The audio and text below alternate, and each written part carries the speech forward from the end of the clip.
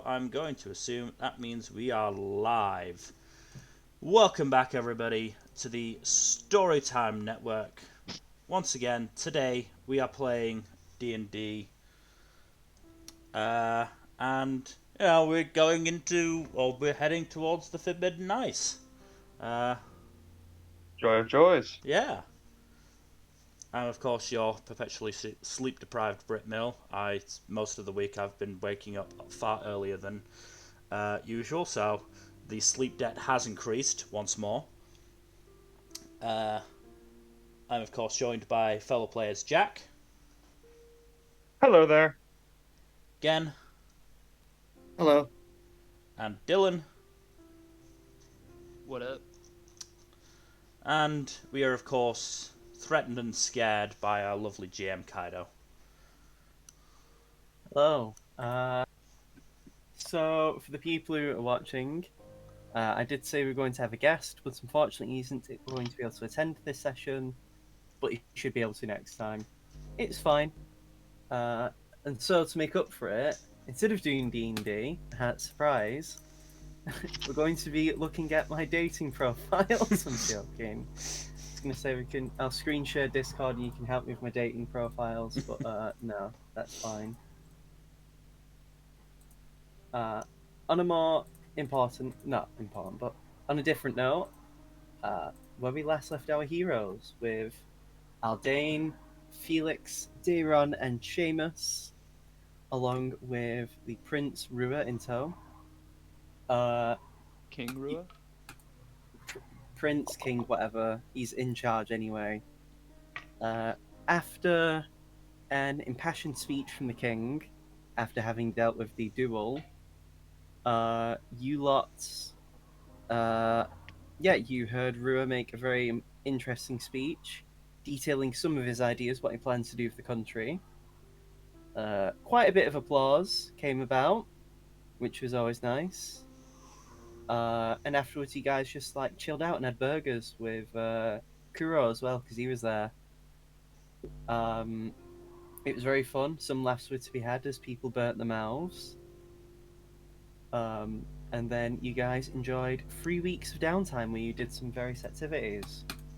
Some people finally learned abilities they've been holding off on being able to do for ages. Uh, and yeah, various things happened. One day I'll learn athletics. Yep. But until then, you guys made your various preparations for the Forbidden Ice, uh, buying various items and equipment, which was always good. And yeah, you made your way out of the city. Along the way, however, you did actually contact Prodi, who was willing to meet with you and join you on your quest. And eventually, you did meet up with him. However, as you progressed further along until you met Prodi, Daron could feel a very reoccurring, basically pinging sensation coming from the isolation weapon, as if it was resonating with the next piece that you intended to collect. Fantasy Radar. Eventually, when you did reach the Bloodblade Orc camp, Aldane and Darren had very interesting dreams. Darren being harassed by a eye in the sky before Seiryu came and was like, "Nope, I'm not having any of this." And then Aldane had a dream seeing the ancient white dragon seemingly being dealt with, or at least maimed and all that kind of stuff by the cult of the Tarask, as it swore vengeance upon the man and his family lineage, and anyone else the man associated with, which should be fine. Am I right? And yeah, It'll be fine, I'm sure. that was pretty much it. You did actually also get a what's it called? A basically the equivalent of like a fantasy flare, as you did see in the sky was a signal basically to tell you where to meet the Kolodniopol uh, people who would fashion you a makeshift bridge.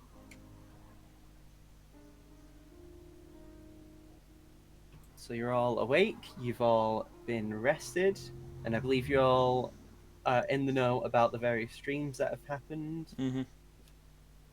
because there was a bit of a talk about that. But yeah, as it stands, like I've said before, it is quite chilly now. Like even in your clothes as it is, it's not great. Can't imagine how it must be at the Forbidden Ice. Yeah, boy. But for now, you must, unless you have anything you want to do at the Bloodblade Orc camp. Can't think of anything. I want to talk to the shaman. Okay. Does anyone else want to go with? I'll go along. I'll go. Don't know how much I'll contribute to the conversation, but I can go. Before you guys leave, Prodi will actually talk to his chief, the war boss, Gadzooks. If anyone wants to join him, you can. I'll join him. You might be able to see the war beast. Are we doing these at the same time? This would be at the same time, yeah. So it's one or the other if people want to join. Darren goes up to Felix and goes, give the war beast a scratch on the behind the ears for me, will you? Will do. Rua will actually join with Prodi, just to see the war chief. And his fearsome Right. war beast. So I'm just gonna basically all we need to do is this, just for the different groups. So I'm gonna make a roll. Again, because you're effectively leading this one of the groups, because you want to see the shaman at least. High or low? Low. Low. Okay. Wow.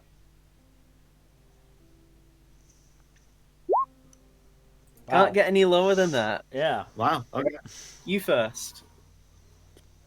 So Okay. So as you walk your way through the camp, you do actually notice quite a few of the orcs are wearing like furred pelts, and a few of them are actually like covering themselves up to deal with the cold. And you see some of the tents actually seem to have like extra bits of like skins to keep in the heat better. Would I know this if this is like? Is there like a normal is this out of the ordinary for this area? For The winter? three of you can make nature checks. Alrighty.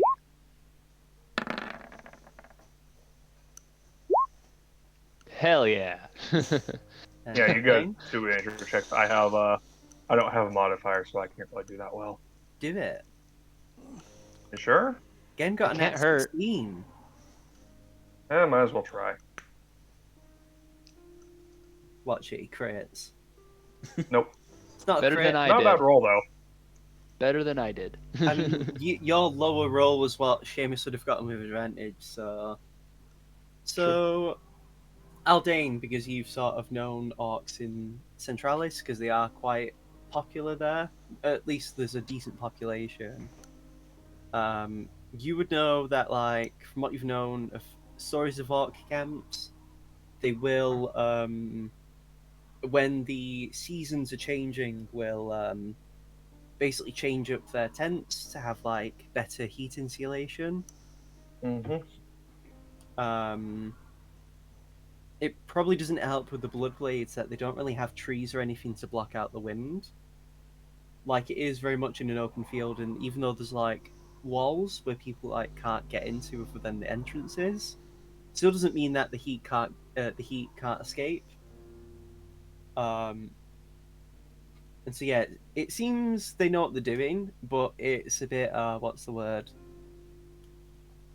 Like you feel like if they had a better education, they'd be able to do things more efficiently. And Aaron, you know that like, because this is this you're not even in winter yet, and you know this kind of stuff shouldn't be until in winter. From what you know of the climate in Centralis, at least. So this is actually not great, really, because the idea is that they're supposed to change as soon as it starts getting warmer again. Because the whole point, like, again, because it's not very efficient what they're doing, they're basically kind of wasting a lot of the pelts. So if this keeps up for too long and this keeps going into the winter, it's going to be a bit bad for them. Yeah, this ain't good. But for now, anyway, you reach the shaman's tent. It is very different from all the other ones. I think I said before, but it has like skull bones around it to sort of, signify what it is. And yeah, you enter and you see the shamaness, the old lady with an attitude problem, currently stirring a pot of strange smelling liquid. The color is like dried blood red with like bits of lavender blue. Interesting. Hello. Hmm. Hey, You Grandma. lot. It's always good to see you're alive again. I know young Prodi would be beside himself with worry. It's good to see you that you're doing well. Though Well, I'm concerned about the preparations the camp is making. well is a relative term, and as you say, yes, we're having to prepare much earlier.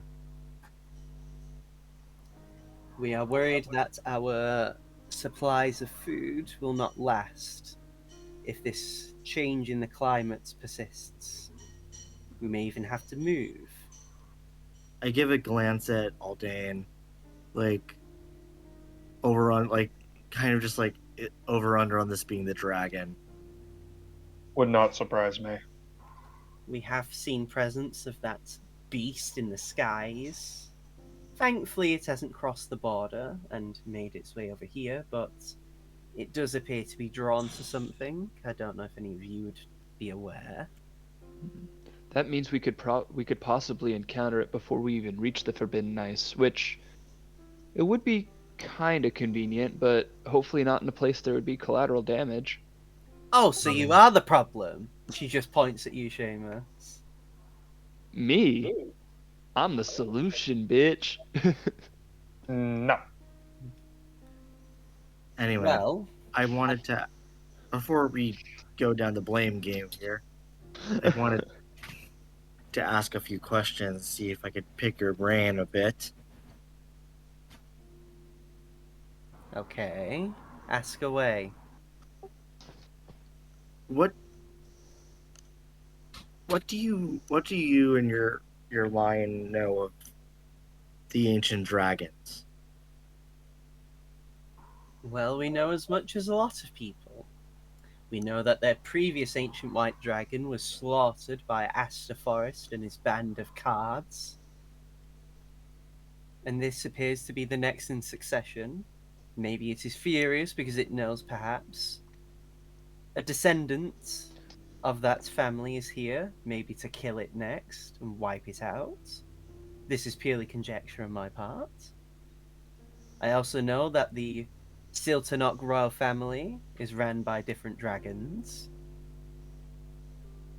I also know that in the past, a upheaval happened as a young, well, not young, so young anymore, but a spellcaster slaughtered one of the members of the Siltanok court and earned himself a very high bounty on his head, and had the gall to even replace it by becoming a gold dragon themselves.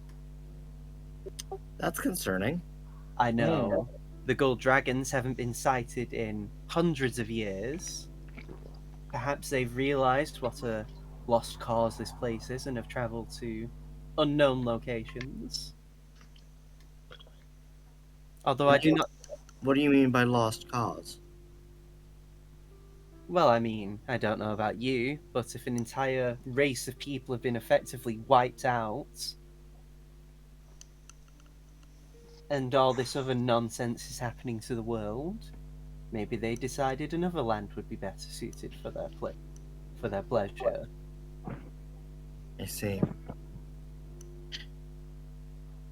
And what do you know about Draco Liches? She's gonna make a roll. I'd say this would be her mod. She's a pretty smart lady. Orc ladies don't live to be old without being very clever. Mm-hmm. Doesn't matter with her 8 after the modifiers. Just shakes her head. It's the first I've heard of such a thing. I see. I was hoping that there might be some legends passed down. The only The tradition. legends I know of dragons is the original. The being who is now Pludral. Hmm. The Platinum Dragon. He was the being which all colours of dragons descended from. From what I heard, he came into a bit of a struggling duality. One side embraced the chaos that dragons could cause, the power with which they would hold over any other mortal, but he also held empathy and kindness. Of course, the willingness to control and crush and oppress is completely opposed with freedom and kindness. And so it is said that Pludral splits themselves in two to maintain a balance. Hence why they became the god of balance. And thus, the various chromatic and metallic colours have known to be its children and grandchildren and so forth. Apparently, there's even a temple dedicated to Pludral within Tyrol, but no one knows where it is located. It's good to know.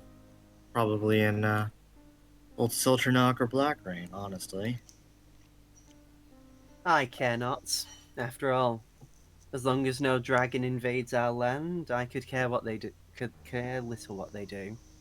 That's fair. However, if you do bring a trophy of the dragon, I might be able to find something of a nice reward if you'd be willing to trade. I could We'll make see a if we very can bring anything back for you. I could arrange to make a very nice potion that might give you various boons, if only for a little while. Hopefully it'll be not too bad of the time. I did want to ask one last thing. Well, not ask, but rather tell. Have you heard of the cult of the Tarask? Who hasn't? They were the one that summoned a Tarask on our lands and caused countless lives lost. In fact, the main reason why we live here is because we were chased out of our old home. How long ago was this? A few decades ago. I believe you're familiar with the Mage Turim and their tower. Yes, well, they're active again, and we figured it'd be best to warn you if we haven't already. Well, as I was saying before you cut me off, that was our location, north of the tower. And they claimed the land as their own, forcing us to be chased up here. We're very, very well aware that they exist and continue to cause chaos. Why not just long ago did they seem to be chased out of their own hideout, or at least moved? And we found a few straggling members up here. That's we, of course, wiped out, like ants. I just wish to make sure that you were aware. You and Gadzooks probably should. And I just note to Aldane, they have a bit of a personal rivalry with this one over here. So, just warning, because of our connections to you, they may come after you. Well, you are considered one of our own, and we defend our own to the last breath. As long as I you do know. not actively cause trouble and bring them to us, we care not. Besides, our men could do with a new challenge that doesn't consist of goats. Oh, of course. I just. What do you think we are, child? Oh, We are orcs. We exist to fight. If we were worried what some puny fleshies with no tusks to speak of did, then how could we even be considered orcs? fair enough. Whether we were part of the group that live in the Aster Forest or elsewhere, or even the kind that have ditched their ancestry and roamed the lands, we do not take things lying down. An orc that is submissive is not an orc. Well, you. Some younger generation seem to be interested in being submissive. I don't know. I don't understand. It's a thing. I care not what the youth do as long as they exist and don't cause trouble and contribute.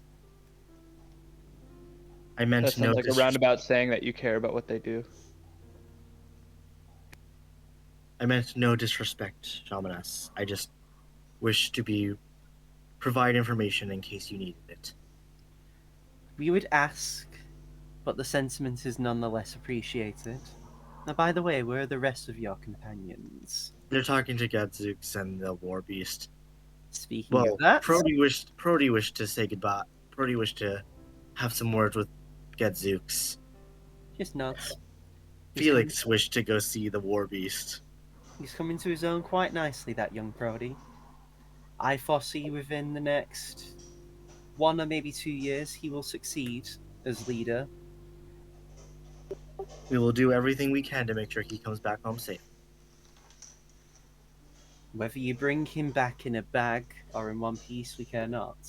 As long as he died fighting for what he believed in with the people he respects, that is the best way anyone could truly go. That, we can assure you, will happen. What, you want him to die? No, God. If he does die, he'll die a warrior. It'll be fine. Good. And speaking of them, it isn't hard to find the tent of Gadzooks. It's the biggest tent, and it's the one that's on an elevated bit of land. Mm-hmm. You find the tents. Inside is Gadzooks, just sat there with like an arm rested on his big throne as he rests his chin on it, looking straight ahead. Until the presence of the three enter his tent, and he looks to them and just nods. Ah, Brody, I see you've brought friends along. Although I do not recognize this elf child, I do recognize you, Felix. Hi, how's the War Beast? Not well, I'm afraid. The cold is bothering it. It is currently within its bed, keeping warm.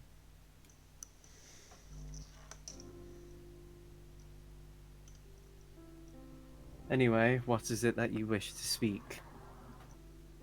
And Brody steps forward and just says, well, Gadzooks, we were here to let you know that I am intending to leave with my friends on a mission. We intend to head up north to the Forbidden Ice to fight a dragon. And the moment he says that, he actually sits up and just looks with widened eyes. The ancient white dragon, to be specific. His eyes widen even more as he looks at Felix. An ancient? Well, if you can bring back a trophy or proof that you've done it, we should throw a party in your name. A feast. If you can bring back proof, we will offer some of our finest foods to you, and you may choose some of our finest women as some of your wives. I'll allow 2 each.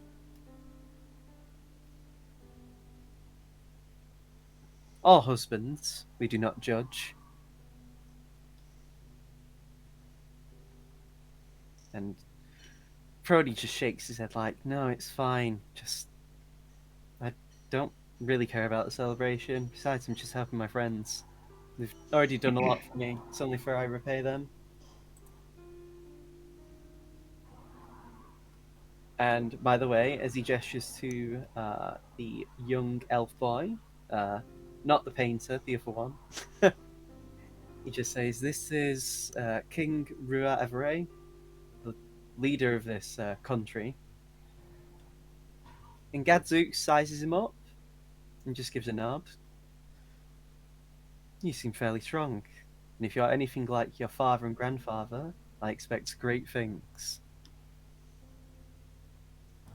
And Rua just smiles and says, "Well, I don't intend to disappoint.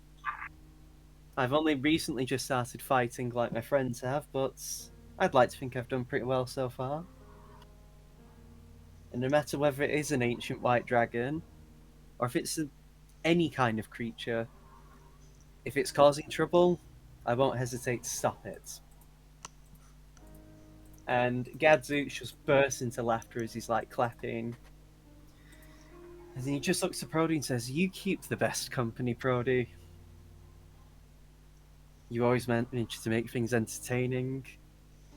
And he just grins at Prodi and then looks at you, Felix. "And I can tell you've become stronger, boy. I I assume the rest of your friends haven't died?" No, they're talking to the shaman.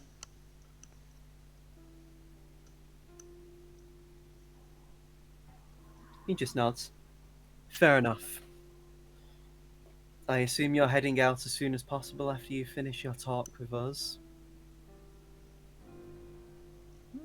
Seems like the plan, Do yeah. keep a watch out. That dragon does seem to be rather, what's the word, aggressive as of late. Our scouts have reported that it seems to be ignoring a lot of the things around it, as if it's looking for one particular thing.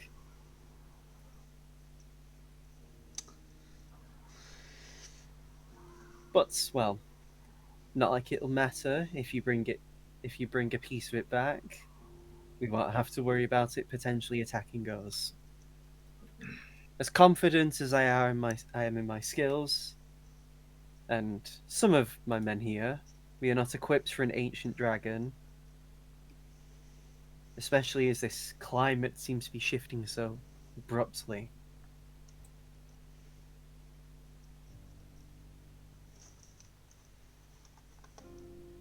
"Whatever.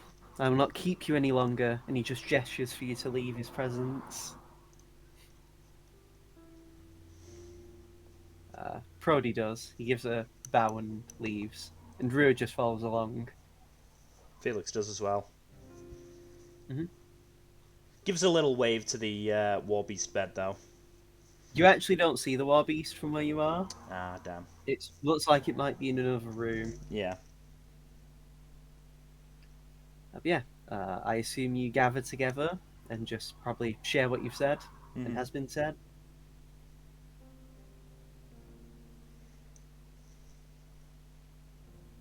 Hmm.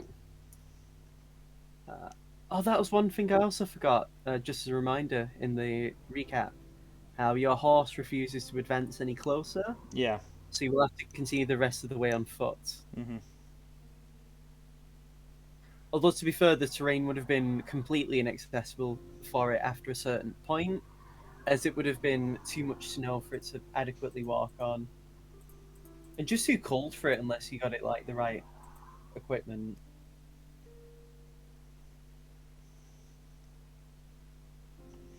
Yep, we are once again horseless. At least this time it's not been stolen, and there is the Yeah. guarantee it is being looked after. Mhm. For now, though, you press on northward, right? Mhm. Brilliant. I'm just gonna look at changing the music, just so we're not listening to this all the time. It's making me sleepy. Yeah. No, this is too active. Go 0 to 100, play through the fire and flames. Yeah, we'll go Now that this. would be funny. I mean, yeah. I just don't want to potentially risk you guys being Hit with copyright. claimed. Yeah.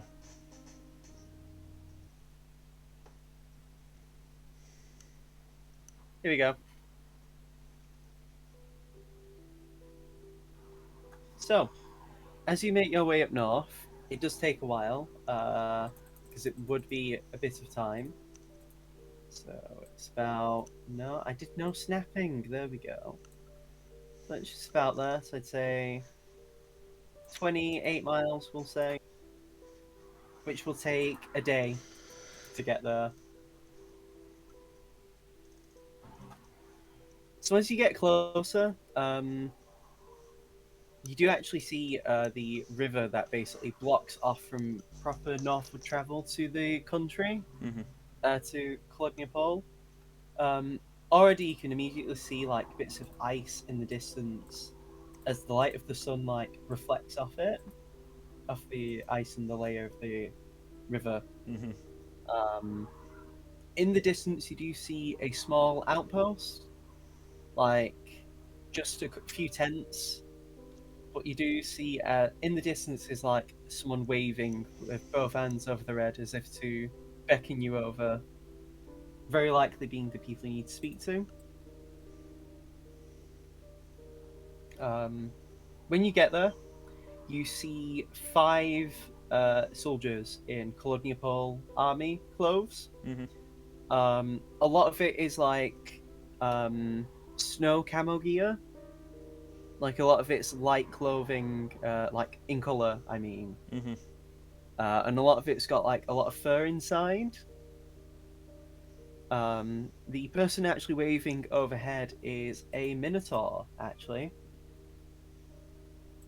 he is quite tall, a bit taller than Eldane, so you all do kind of have to crane your necks a bit to look up at him. And he just like snorts and just looks at you all and says, I take it you are the group that is heading to the Forbidden Ice. That's us. Indeed, we are. Do be careful. That dragon is particularly fierce at the moment.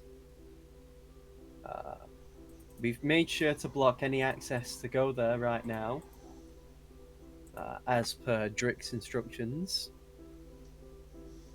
As you can see, and he gestures to past the tents where there is like some planks of like wood that have been laid across the ice from one end to another of the riverbank. And it just says, it is definitely stable. We have all tried. We have all tested it ourselves and worked together to ensure its structural integrity. However, we will be having to remove it after you cross, as we cannot let anyone use this afterwards.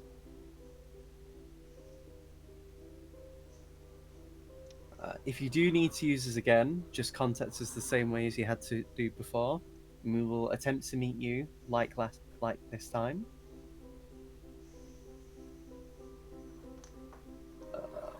Other than that, we have not much else to say. Oh, one thing actually. Do be careful out there in the Forbidden Ice. What's the word to say in the common tongue? We call it the White Death. It seems particularly fierce at the moment. Maybe in reaction to the dragon. And he looks to a colleague who is, in fact, a genasi, an air genasi as well. My colleague here will create the image to show you what it looks like, so that you can know to be aware of it. And the genasi uses a spell to create the image of the creature. It is big. It would be considered a large creature. And it is basically this white furry bear with like a bluish face with like deep yellow eyes, and blue arms and legs that you can see a bit throughout its fur. And it has this very intense gaze. And if you look at it, it looks almost like some sort of demon that's crossed with a bear. The actual hands, though, look like people hands. Like it's got 5 fingers and like nails, and they seem to be like, you know, proper functioning hands.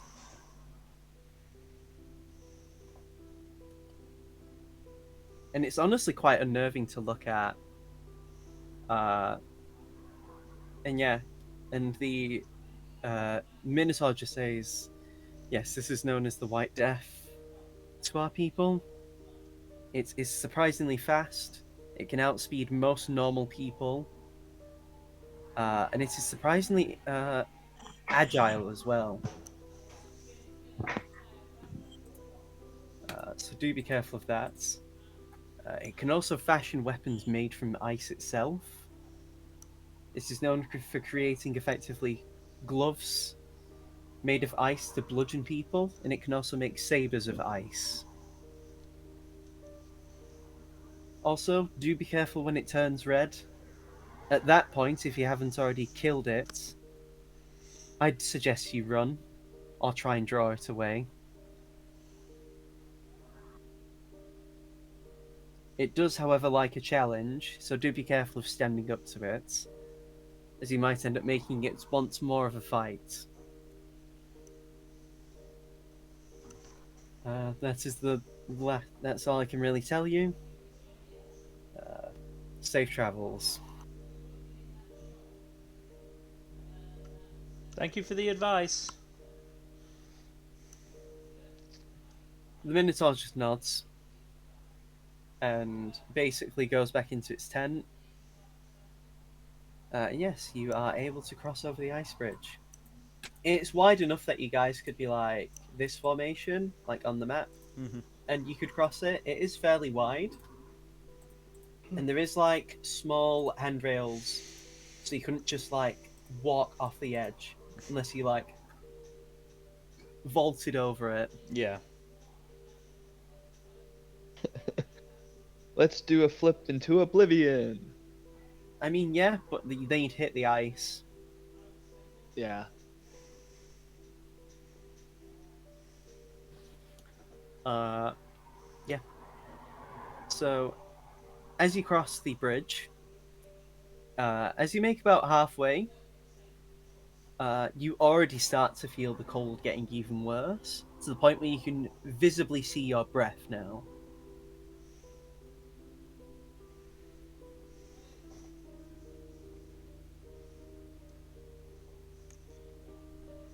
Felix is trying to blow it into shapes. Give me a dex check. If you want to do that.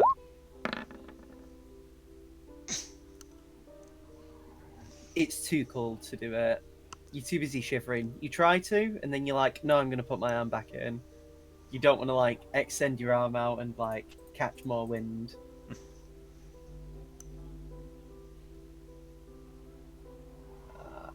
And yet, however, though, you do make it over the bridge without any issues. The soldiers give you salutes. And basically just wave you off as you cross the border into Claudia Pole. As you get closer, however, Dayram, you... as you actually, if you do look over to the forbidden ice, your eyes begin to tingle. And you feel a heartbeat. And it's hard to tell whether it's your own or coming from isolation.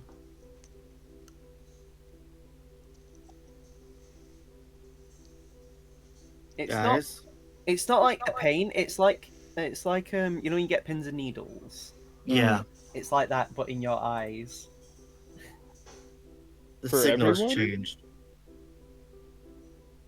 Oh no. What's going on? I described what you just described. Yeah. That It- doesn't sound pleasant at all. It's a light tingle at the moment. But you can only Well, assume it might get worse as you get closer, Dayron. if your eyes are tingling, God, that's got to be the like real annoying at the you- very least. Your vision is like not impaired, but it's still not great. And if the rest of you look into Darren's eyes, their iris and the pupil is actually like vibrating almost. It's Well, that's not quite, ominous at all. it's quite subtle, but if you do pay attention and look, you do notice it. What's going on with my eyes? So yeah, I asked the group. They vibrating. That's not great. What do you think? It's because of isolation? Isolation reacting to another piece? Yes. Plus side, Do you we want know to put we're it on in the the right bag of track. holding? What, Jack? I didn't say anything. It was Mill and Dylan who were speaking. Dylan, you Sorry, go Mill. first. Yeah, Dylan go first, and then Mill. Oh, I was saying, do you want to put it in the bag of holding? No, it's our best. It's our best chance at finding the thing. Okay. And then Mill. Plus side, we know we're on the right track. Yeah, for now. Brewer actually does say, do we want to change into our winter clothes now? Yeah, Probably a smart idea. So you take a moment to change. I'd say with the clothes, because like none of you've really needed to wear this kind of stuff before. It does take a bit of time, especially as you're like trying to fit some of your armor underneath. It's no problem for Rua because he wears no armor whatsoever, so it's just a change of clothes for him.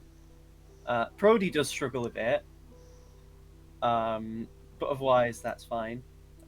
The rest of you, it's not too bad. The only one it's really a struggle for is Aldane, just because Aldane also wears heavy armor. So it's a bit awkward having to like sort out the armor to work with your clothes, but you do manage to get there in the end. At least it's chainmail as opposed to like Plate. stiff plate armor. Mm-hmm. Yeah, but you manage to get your clothes on. You probably have to spend like a good 10 to 20 minutes, like until Aldane and Brody are finished. In the meantime, Daron, the change hasn't really, the eye situation for you and the heart beating hasn't really stopped. You don't feel like you're having, say, a heart attack, like a stroke or anything like that. It just, yeah, you just feel like a heart beating presence. Is it affecting my ability to see or anything? No, that's what I mean. It's not impairing anything. It's just a sensation. The only thing it might probably impair is your mental state, is you might probably get impatient, but that's up to you. It depends on how annoying hearing a heartbeat and feeling your eyes twitching would be. I think Dyron just they just start very visibly doing like breathing exercises. They don't need to do it. It just helps controlling. It just helps with controlling their. Yeah. Giving them something to focus on. Anyway, as you actually do approach the border, at least from what you can tell, you do see is like the grass and like the plains land is starting to like fade into dead coloured grass and just like bits of snow. And in the distance, you do start to see like flakes falling down, and there's a slight mist in the air. Vision will be slightly impaired, but it won't be too much of an issue right now because it's still kind of like, I'd say daytime right now. Like probably noon. But as you do make your way along, how long would this be? If you just do basically a straight route, you would have to go like this way around, just because there is the small river over here. Yeah. Unless any of you have means to actually like create a bridge or traverse the water, it'll be very awkward. I'd say about, yeah, like 220. I'll round it to 220 miles, which would be 9 days to get there. Right. And I'd say because this is completely off terrain, and because you aren't used to this area, you will have to take active watches. Like, I will be making it a conscious effort from you guys, not just a skippable thing. The only reason I allow it in Cordis right now is just because you've used it so much that, like, unless I'm doing like maybe a scripted encounter or something might have changed in Cordis. Mm-hmm. Yeah, so I'm gonna have to ask, what is the watch schedule for the 9 days at least? I think Darren does the usual first watch.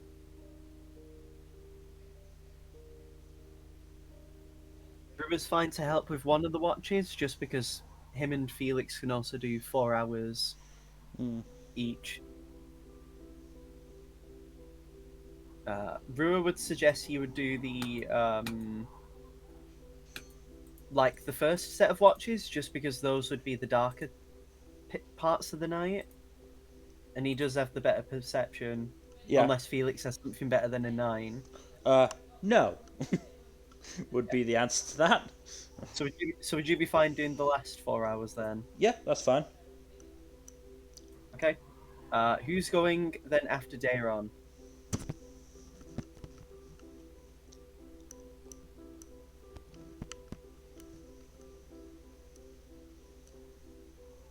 I can do that.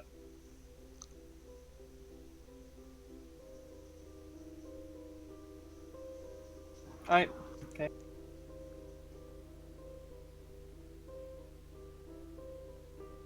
And then after our day, Prodi doesn't mind going afterwards.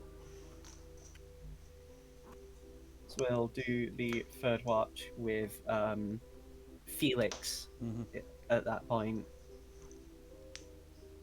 And then if Seamus wants to, you can do the final leg of the watch. Sure.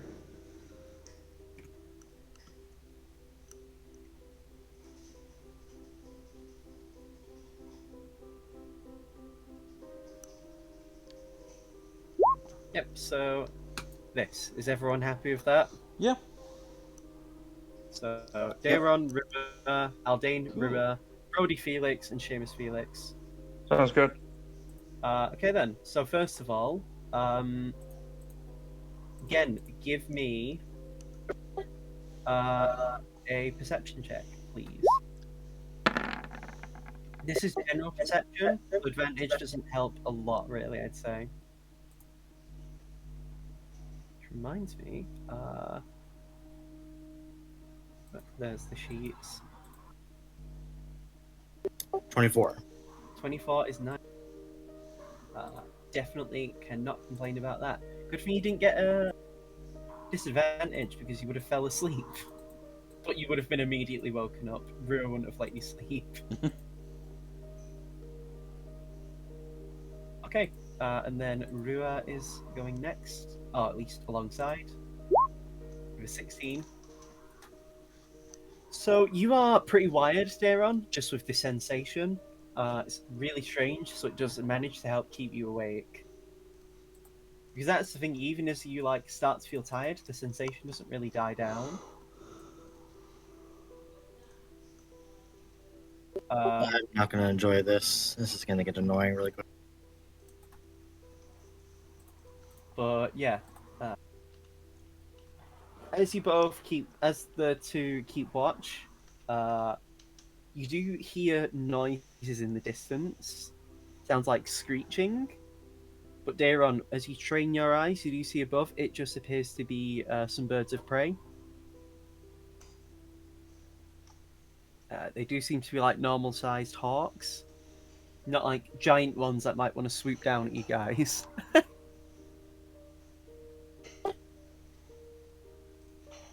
How are you doing, Rua? He's just currently like doing some practice stuff with the Moonblade, just doing, getting used to using it. And he just looks at you and says, I'm fine, I'm just still getting used to this. Want a quick spar, or?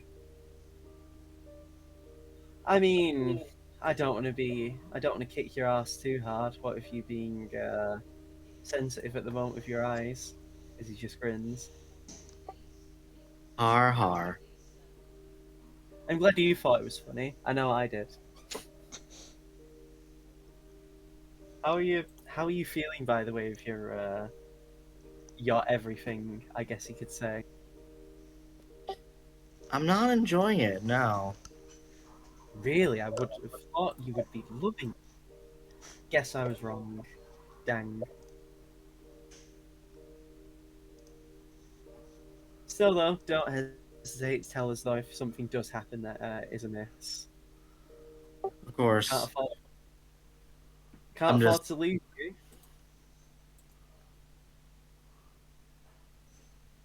the concern's real, honestly. Good. Still, does seem a bit weird though. I mean, this climate change isn't normal. The only thing that would cause this, from what I know, from what my dad's told me, is the fact that a white dragon's lair can replicate similar effects with this sort of climate and things.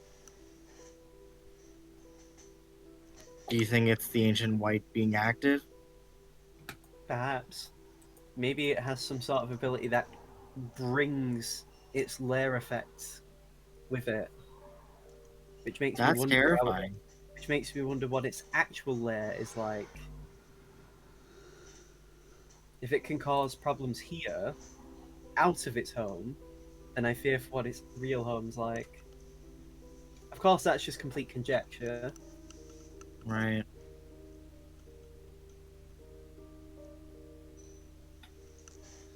Before we found your grandfather, we were trying to. Kuro was going to make us go to the Forbidden Ice anyway to find someone who might have known where your grandfather was. Oh, I know about Alistair. I was there, weren't I? Oh, yeah, you were, weren't you? I I- can't remember anymore. I just happened to leave when I guess Kuro was talking about my granddad. Can't believe he decided to hide that from me.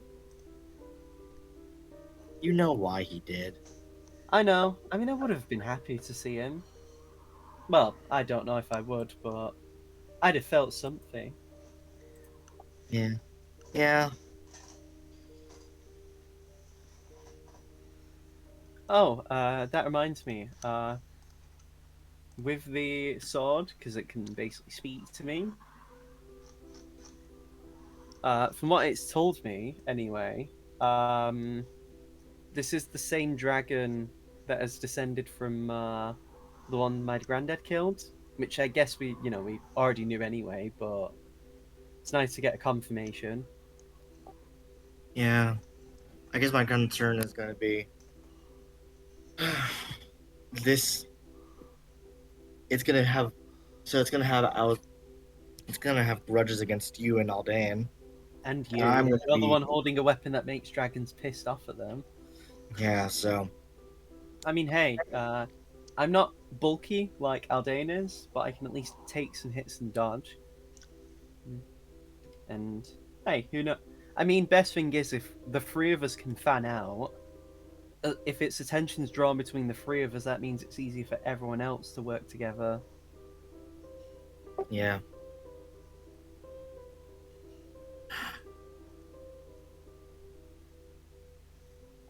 Still, there's no point in worrying too much. We're not even in the Forbidden Ice yet. We're still in, well, the country. Yeah.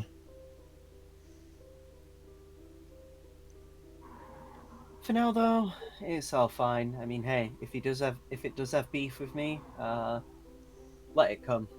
I'm not worried. Besides, and he just waves his sword. As long as I can make a hit on it, I can just transfer the ability that it has to cut things into defending myself. That's always helpful. Yeah, it's how I did the chromatic orb and sliced it like I did. It's from a weapon called a defender.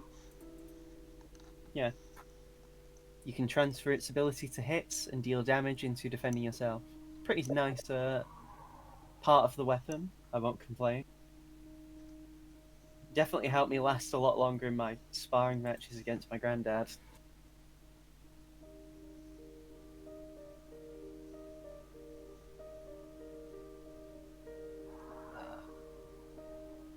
Unless there's anything else you want to say, Daron, we'll go to the next watch. Yep, that's it. Jack, give me perception, please. And so Will do. Well, that was shite. Fuck. So during the night, it's actually really misty all of a sudden. As the two are on the watch, a big wind actually breezes through the area. So it makes seeing things really bad. And unfortunately, it affects the sound as well. Thankfully, neither are put to sleep. Wait, oh no, that perception. I'm such a clown. I used Prodi's sheet by accident. So that should actually be an extra +5. That's 12. Yeah. It's still quite bad though. It could be worse. So yeah, the weather is pretty shit. It's taking a lot not to just fall asleep because of the cold. Yeah. So as you guys sit there, Brewer just looks at you and says, "So, how are you feeling about the dragon then, Haldane?" I am not looking forward to this. I will be honest with you. Well, as I was saying to Daron, if it has beef with you, me, and Daron, then hopefully we can fan out and draw its attention. It'll make the other Hopefully. job easier.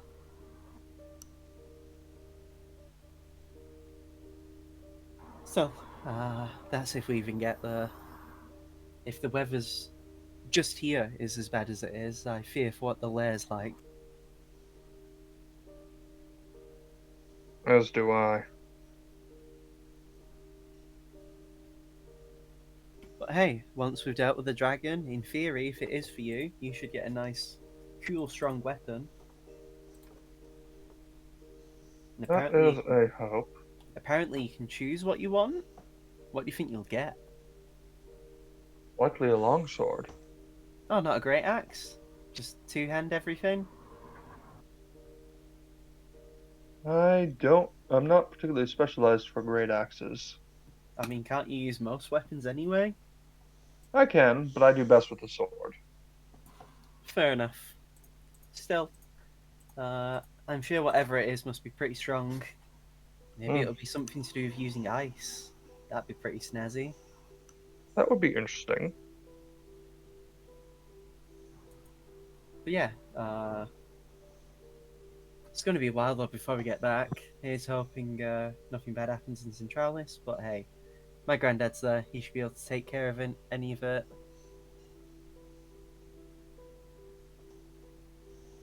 Yes, he should.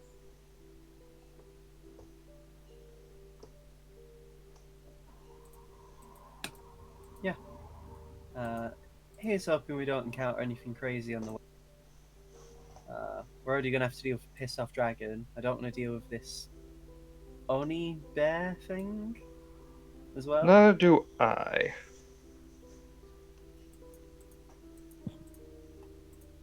Well, yeah.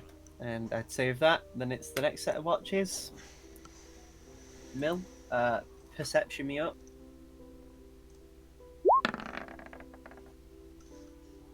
Nice, and Not Brody will bad. roll. Brody's really struggling with this. You actually have to like shake him a couple of times to wake him up. And to which he does profusely apologize each time. Mm-hmm. Sorry, Felix. Just with the cold and everything, it's hard to stay awake, you know. Does the flame that produce flame makes like cast any heat? I mean, it hurts. Sheds a bright light in 10 foot and dim light in an extra 10 foot. I'd say it could emit like heat, Okay, I cast produce flame then. but I assume you would have already made a campfire. Yeah, but right? I mean, yes. Can't help to have more flame. I mean, yeah, it's just still there is a bit of a wind, so you do have to angle it so it doesn't like catch Prodi. Not that it's really an issue, but yeah. Yeah, it's just really loud and like eerie almost. Like you are pretty well in it, just because you can actually see and kind of hear above everything a fair bit. Mm-hmm. But there's still better circumstances to be in. Yeah. You know what? I'm glad at least I can say I've taken part to deal with this dragon. If killing it means that it might stop this climate, I mean, yeah. I mean, it'll be a good situation all round for you. The weather will hopefully warms up a little bit, and Gadzooks will be happy, and you'll gain I more don't care reputation what in the camp. Gadzooks. Well, you'll gain more I, reputation in the camp. yeah, and I gained reputation in the camp because I was conspiring against him, and he knows that. I'm not doing this for him. I intend to take over his role, which means I'll very likely have to kill him, and probably his war beast. Any chance you could not kill the Warbeast and give it to us? Not if it's already too attached to Gadzoot. The kind of thing would be to kill it so it's with its master. Shame. It's cute. Yeah, well, a lot of things are cute and you have to kill stuff. I mean, people say babies are cute, and I would harshly disagree. I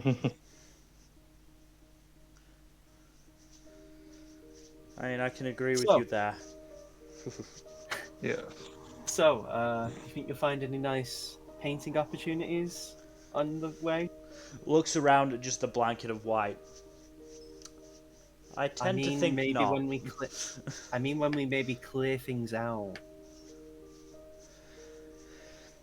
I mean, I know there was a Loxodon painter that apparently found or did a painting of the ancient white. Maybe I'll get a similar opportunity. I don't know.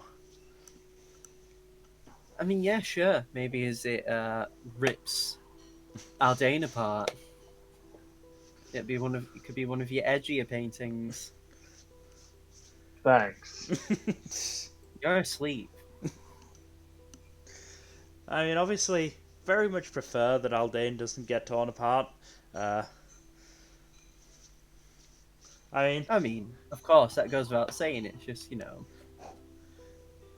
if I was gonna do that painting, I could probably do it without it being right there in front of me.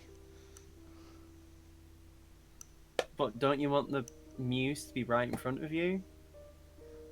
When it's my friend being torn apart and I'm probably next, no, I'll avoid that, thanks. I mean, yeah, but I mean, Dare and Amura seem like they might have potential beef with it, so they'll be next. If all things go according to plan, you'll be last in line.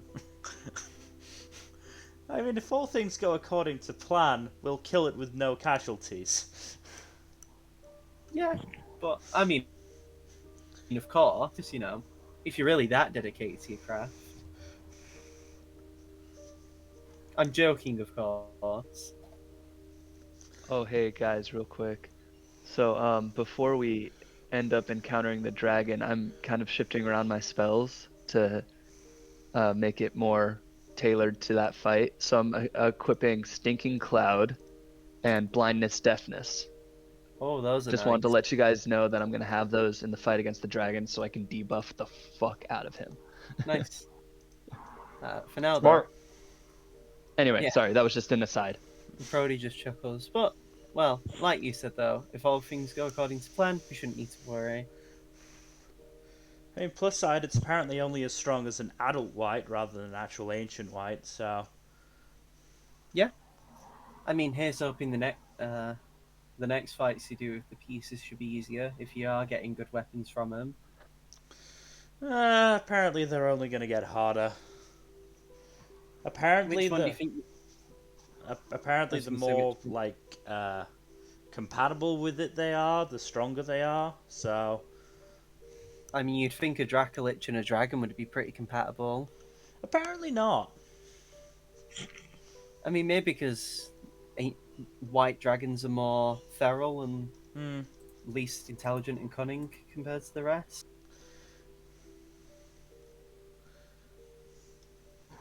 Still, Distinct uh, possibility. we can't complain. If anything, it's only a good thing if it has been weakened. Hmm.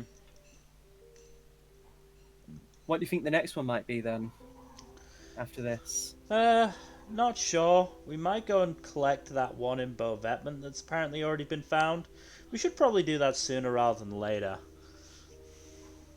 I mean, from what I've heard, people who aren't champions like you guys are more susceptible to its corruption. Yeah, I'd hate to be that guy. Same. Wow. It's really not coming up Jack today, is it? Yeah. Nope. Uh, I mean, and I with wonder that, Alright, if what did I do to you to deserve this? exist. we'll have to kill him. That'll be interesting.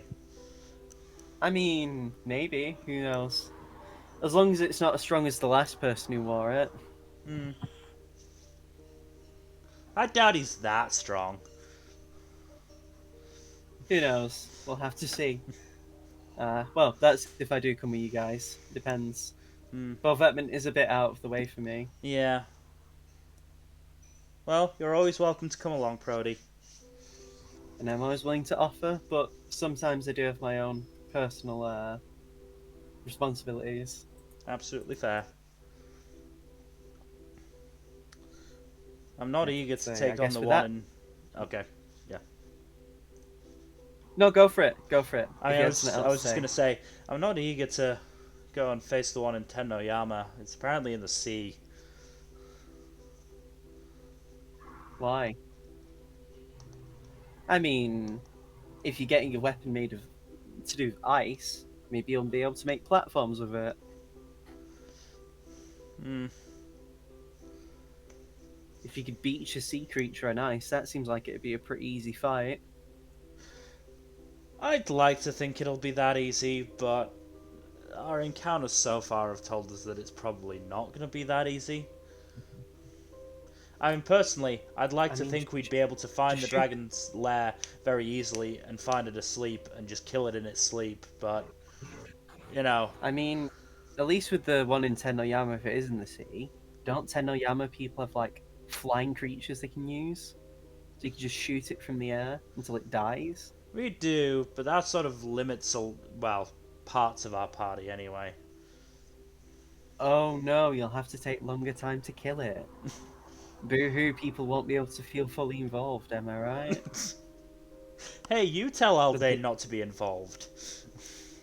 I mean, you could use them as bait, but I feel like we're already doing that now. And I I was don't know gonna, I was try gonna it say again. we're already doing that and doing it, you know, two Dracolich pieces overall. Does Yeah, seem a bit no. cruel. You don't want to make the bit stale, am I right? Yeah. And then I guess with that, Felix and Seamus give me perception checks.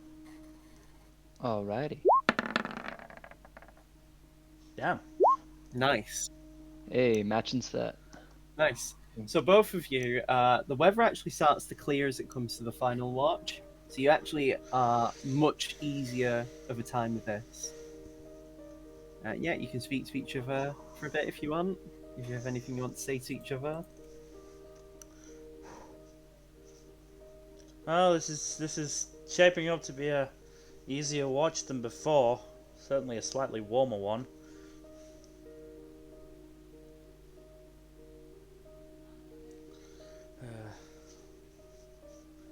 So, odds on Aldane getting eaten by the Ancient White?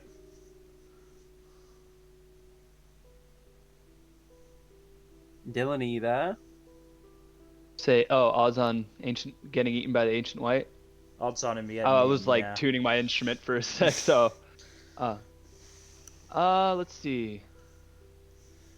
I'd go with highly probable. Well, fingers crossed it's a swallow and not a chew type situation. Maybe he'll be able to get out like Let's hope Prodi did. so. That's what I'm thinking. I'm thinking he could get eaten, but just cut his way out. Hmm. But I guess we'll see. How are the schmoes doing, by the way, Seamus?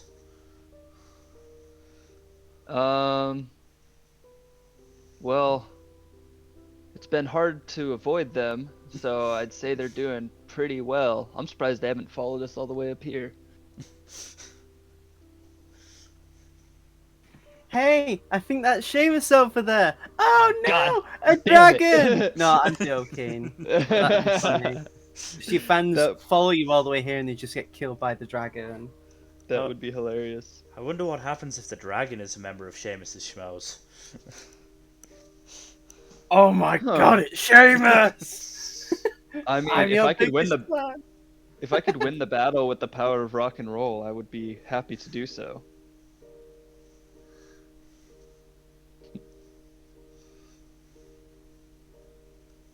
Seamus kind of just goes back to like plucking on his lute, maybe writing a new song.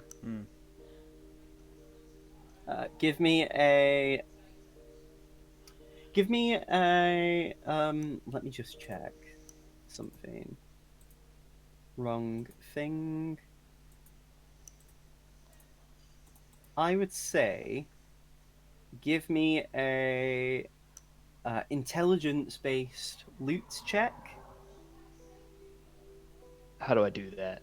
So whereas your tools and tool proficiencies and custom skills, if you click on the black gear next to loot when you hover over it, The gear, that one. yeah, and then change attribute to intelligence. Oh. And then I just click on it afterwards. Yeah. Nice. So you managed to write up a very nice song with your loot. The notes are all perfect. Maybe it's the harsh environment that's pushing you to think more creatively. And you managed to come up with a very nice song to do with the Winter's Embrace. Nice, nice, nice. I love it. Maybe I'll debut it at the next opportunity we can perform. Maybe.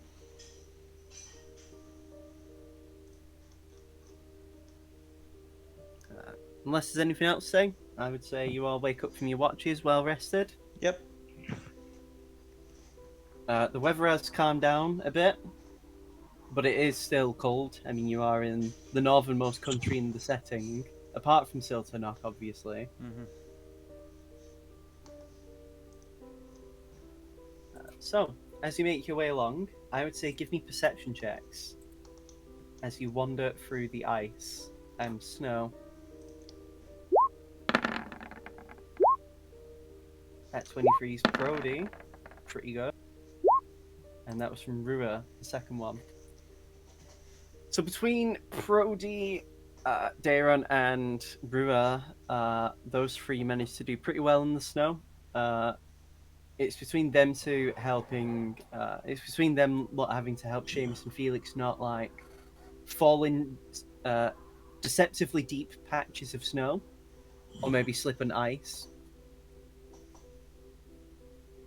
Unlike with Cordis, though, where there's a lot of teeming life, like you do see like deer and like birds in the sky, it's very devoid of life where you are. In fact, as you go along, you do occasionally see sometimes even frozen bodies of creatures that have half decomposed, but still rather fresh because some bodies have been refrigerated. Mm-hmm. You know, just from how cold it is. Yeah.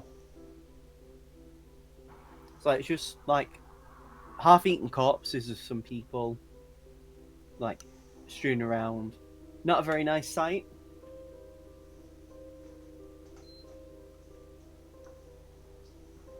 But you do manage to make it to an area as you like go,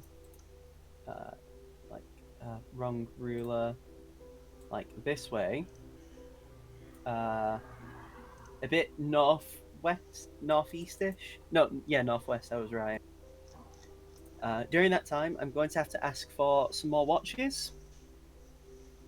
This would just be no roleplay, just because like there's no point, like since nothing very much has changed. So again, give me perception, please, for the watch. 18. 18. Rua. Not wait, Dylan, Oh, because sorry. this is the first section. My You can bad. I keep- forgot we were doing the same order. You can keep the 26 though, so Yeah. lucky you. So 18, 17, very nice. As you get to this point, after a few nights of sleep, Dayron, you still feel the sensation in your eyes and the heart beating, even while you're asleep, and it makes it very awkward to sleep. But you do eventually get used to it, to the point where it's almost like keeping you on a rhythm of sorts in a really like weird way. But as you do approach, the tingling does increase, and everyone would notice that the like fluctuations with like the eyes, like the shuddering and vibrations, are actually getting more noticeable. To the point where just basic eye contact with Dayron, you notice it.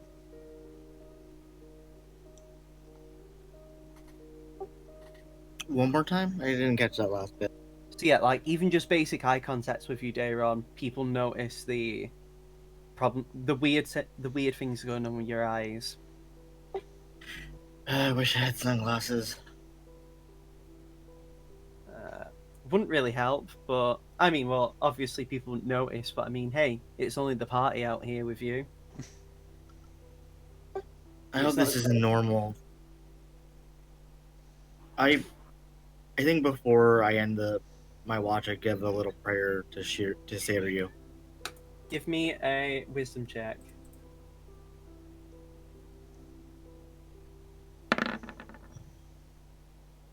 As you would be partway into one of your watches during the few days that you're out, you know, the 3 days between the last watch and these set, you do hear like a thunderclap in the distance, which is weird because there aren't really storm clouds, so it's very likely Sadie heard you. You do feel slight bits of at ease. So it does seem like Sadie is still paying attention to you. And I think, like, I want to project the earnestness with which I'm, like, Yeah. Dairon is not. Well, There's that's no the thing. angle for power. There's no angle Like, for favor. When This you're is just. when you hear the thunderclap, it's very crisp and clear, even though you don't see it. Almost as if the sound is being played into your ears. It's not loud, but you can definitely feel like it's aimed at you, as if it wants you to hear it. And I just say thank you, and I head to bed. Next watch is Aldane and Rua, so Rua will roll again. 21, much better. So I'll definitely Aldane, need that 21. It is pretty difficult. It doesn't help that kind of the area you're in, because you managed to find like a bit of a cave. Like it's not very deep, it's only like a few feet in, but it shelters you from the wind. Mm-hmm. So it's a bit awkward because you want to enjoy the fire, but like you're also having to keep watch. And you don't want to fall asleep. So it's your mind's sort of being pulled in a few different directions. Also probably doesn't help that what's to come anyway. Otherwise though, Brewer carries a lot of it though, and basically just is like, yeah, everything's fine, no need to worry. And now Prodi and Felix. Perception. 9. This one's really bad. The hard gust of wind appears again and makes it so it's very hard to see outside. Unless something came into the cave you're in, you don't really see very much. But thankfully, nothing really happens during the watch. Lucky you. And next, Felix and Seamus. So I get to use that That's 26 from earlier. Yep. Okay, Much cool. better.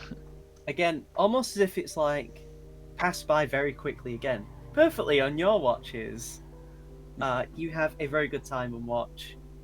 You enjoy the sereneness of the area, just enjoying the snowflakes falling, creating a really nice atmosphere between the two of you as you enjoy your time. And that's pretty much like, I'm going to say that's just the general thing what happens throughout the watches. Mm-hmm. Just because, like, I don't want to keep going on with give me perception checks all the time. 'Cause, Yeah. Yeah. But for now, that's fine. So we got to about here. And then it's about. Yeah.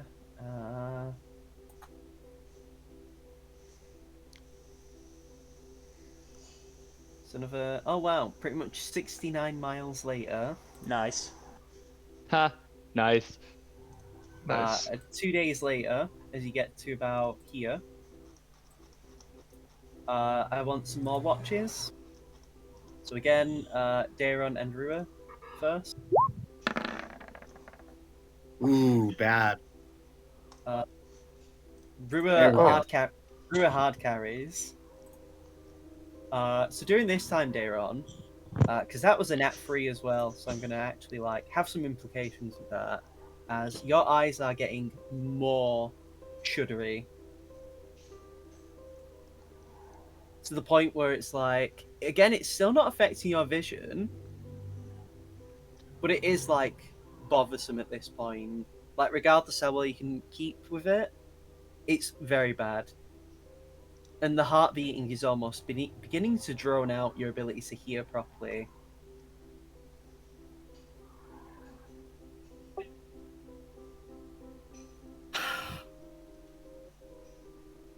Can I get a read? Like, is it like radar where I can get a ping, or is it like? Every time you look in the direction of the forbidden ice, that's when you feel it, like, especially. You basically have to turn your back to the forbidden ice to really be any sort of use during the watch.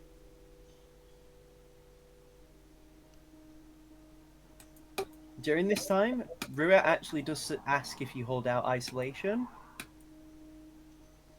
I do.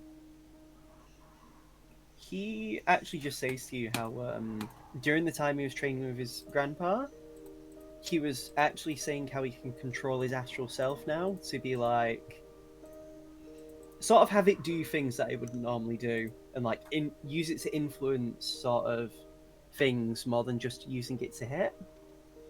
And so during the watch, he actually asks you if to hand the sword over, which you are actually able to do. It isn't keep forcing you to keep a grip on it. I do. He respectfully takes it and activates one of his arms of the astral self. And you see platinum color energy burst from his eyes and around his body. As similar to the time when Akura forced the weapon to calm down when you first met him, a similar situation happens here. But acid does leak from the sword and it does hurt Rua. Daron, give me 2d6.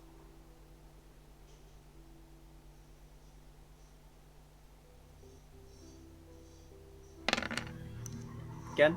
There you go. Right. Sorry, I was just pulling it up.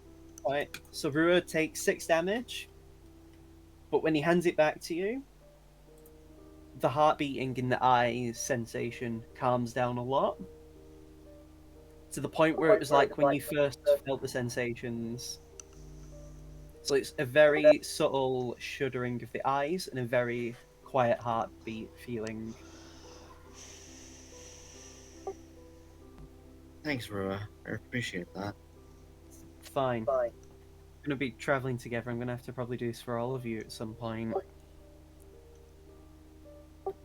Yeah, mostly because, assuming all goes to plan, we're all gonna have one of these things. I mean, I really hope I don't get one. Yeah, you really do. But otherwise, yeah. So now, you should for flavor. Things are much better for you. Next is Aldane and Rua.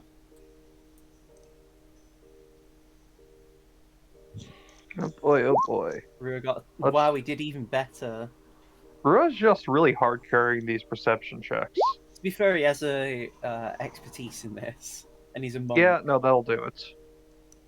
In theory, because out of character, astral self monks can actually use their wisdom modifier to hit with their arms of the astral self.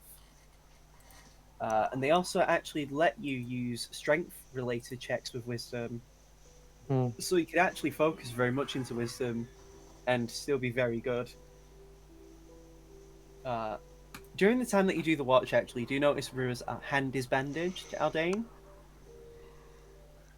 To which he does explain what he did with Daron's sword, managing to exert a dominant will over the weapon to force it to calm down.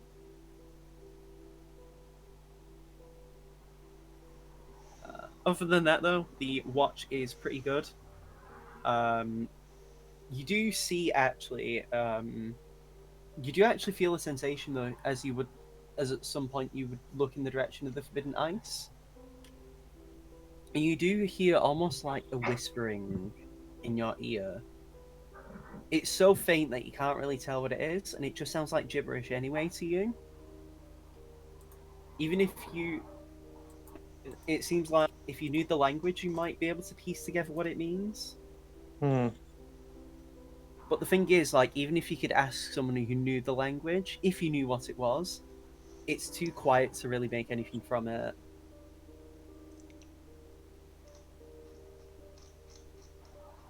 Next is Mill. Give me perception.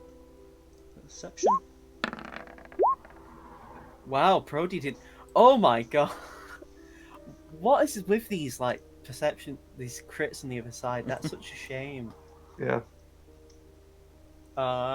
So Felix, as you get closer, this is probably the coldest time you've ever had to deal with in your life, Mm-hmm. and it's awful. You just want to be at home, maybe have a nice warm bath, eat some nice warm food, like maybe some nice hot Odin to fill you up, and like just have a nice nap in just in the blankets. Mm-hmm. Sadly, you don't get to enjoy any of those things. But yeah, it's pretty miserable. Again, though, Prodi manages to help and manages to cover for you and helps keep you awake this time. Thank you. It's fine, don't worry. And now Seamus and Felix. All right. Double that one. Come on. Nope. Oh, much better. Also, There really we go. good. So, it just seems like you two really have like the best watches a lot of the time. You two manage to like, yeah, it just seems to be that for the both of you, you manage to enjoy like really nice, relaxing watches. And it just seems to kind of come up quite a bit, I guess, in conversation, maybe. I imagine it would, because like, wow, it's crazy how you both like seem to enjoy quite cool and relaxing watches. Otherwise, though, everything's fine as you make it through those segments. Why do I keep changing the ruler? I should just keep it on that. As you make the last. Fuck it, I'll do 69 again because we're all idiots. 2 more days. I'm gonna say no watches. Just to roll for, just because. Mm-hmm. Yeah, I want to move things along at a nice pace. In the distance, however, you do start to properly see the Forbidden Ice in full as you like look up at it. Overhead the clouds are big, swirling black clouds that really strike out compared to everywhere else, especially all the white. Mm-hmm. It's not too similar from the time when you and the Black Knight clashed, actually. It's a very similar feeling you're getting.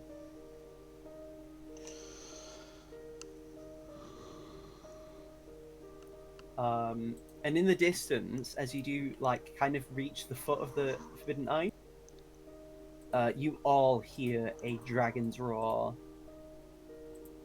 It is loud, it is powerful. It sounds like whatever it wants, it's going to do it violently.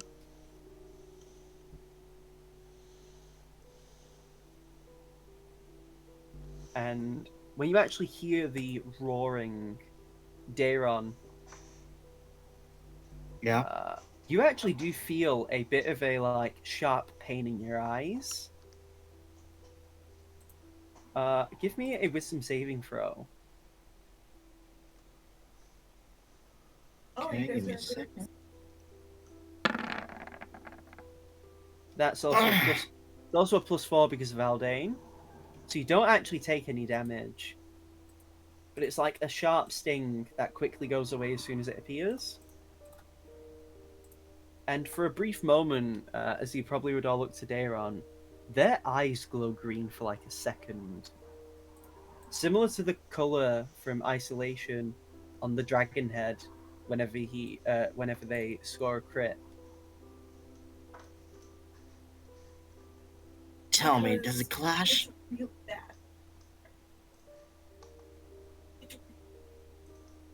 Oh yes, Does it you match? won that. Yeah, I'm like trying to put on a brave face and joke.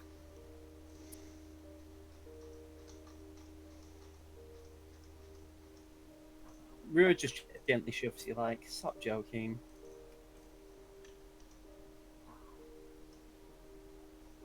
It's fine to admit when it hurts.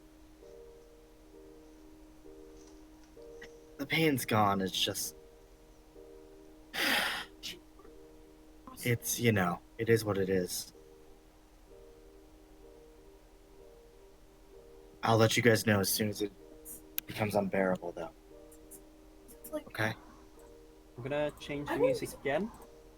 As you do get further in, this is the point when it's like, because as you've been walking along, I should really say, you do see bits of like grassland.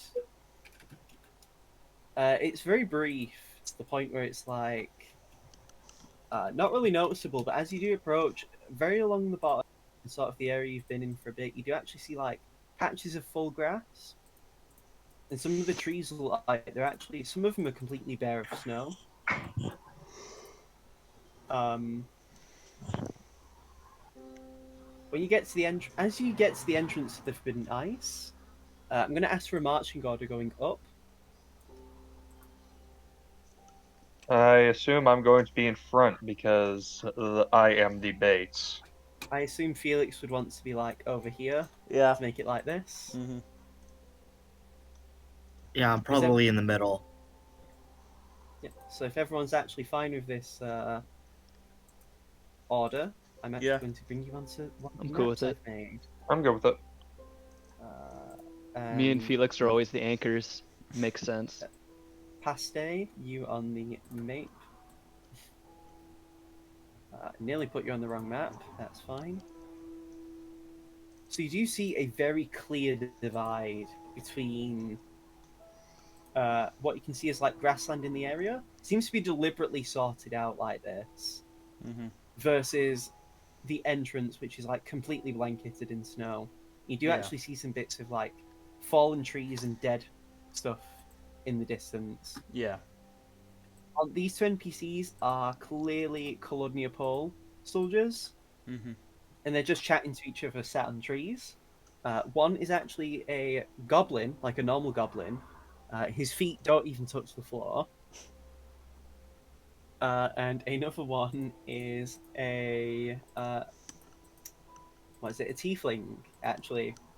One with deep blue eyes and sort of pale purple skin. And the goblin just pushes off the seat and just like, "Oh, are you the people that Drick told us about?"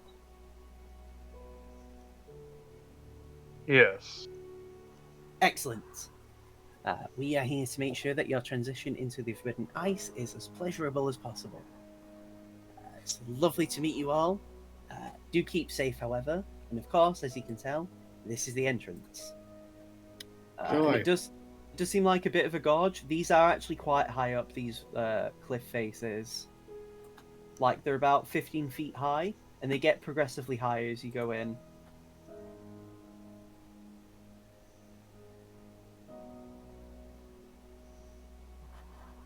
So I assume you make your way forward. Yes. Mhm. Yep. Mm-hmm. So as you make it over like a few steps forward, I'm gonna have to ask for perception checks. From all of us? Yes, everyone. Oh god, the nat one was Rua. Oh, thank God. So Felix and Rua struggle to hear anything. It just sounds like the snow is beating down very hard because it Mhm. is. So it's very hard to notice anything out of the ordinary. Daron hears it first, but everyone else does who got 16 above. As you ask yourselves, are those footsteps in the distance? And if so, why are they coming this way? And Daron, you see straight ahead, you see something fucking big coming at you guys. Guys, get ready. As Uh-oh. Oh boy. you see, I'm gonna bring it on the map. You see a giant elephant covered in wool. Its tusks look scratched and scuffed as if it's been in many a fight. And it's just stamping its way as it comes into view. As it's coming at the entrance. And it looks very shocked. And the soldiers actually like jump off, move away, and like say, "Get out of the way! It's gonna come for you!" As it makes the run. Let me just check the movement of this creature. Where is the sheet? Where is the sheets? Oh shit, that's fast as well. As it dashes, meaning it moves 80 feet. And is pretty much right in front of you guys. Hello. I would ask Oh, you jeez. do dexterity saving throws to dodge it. Dodge! We all have +4 from Aldane, right? Yes. Yes. Jesus. I have +7. This Oh, Rua? damn. Aldane was ready. To be fair, Aldane was at the front. Yeah. Oh no, that was Prodi. So he's getting trampled. Ow. And Daron and Seamus. So I'm going to say, Aldane, you get there. Felix, you managed to go this way. Rua goes that way. However, as the three of you trampled, oh shit. Oh no, I was going to say I thought it was 29 to hit. I was going to say plus 29 would be ridiculous. No, plus 10 though.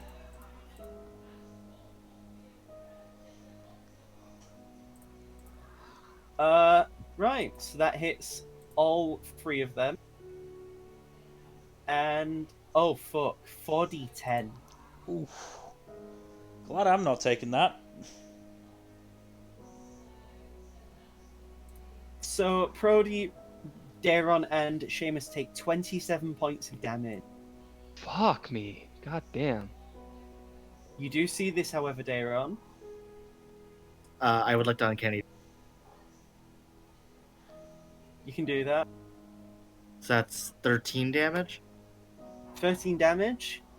As it just stomps on you, but you manage to roll out of the way, so only part of you manages to get stomped on. Prodi got fucked, though. And so did Seamus, of course. And now... Wait.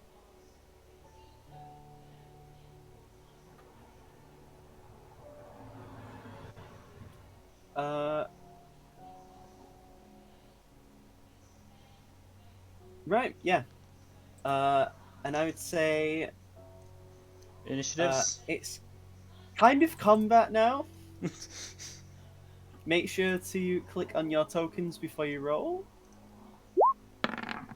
Damn. Yay, initiative time. As this mammoth is freaking the fuck out. Oh, god damn it. Like, it's stomping, thrashing, and it looks like it's horrified. In fairness, Gen, you Do are it. trapped under a mammoth foot right now. Not really trapped True. under the foot, but you basically, like, get stomped, and before it reaches up again to stomp on you, you roll out of the way. But either way, Oh you my have other God. things to be concerned about than, attacking.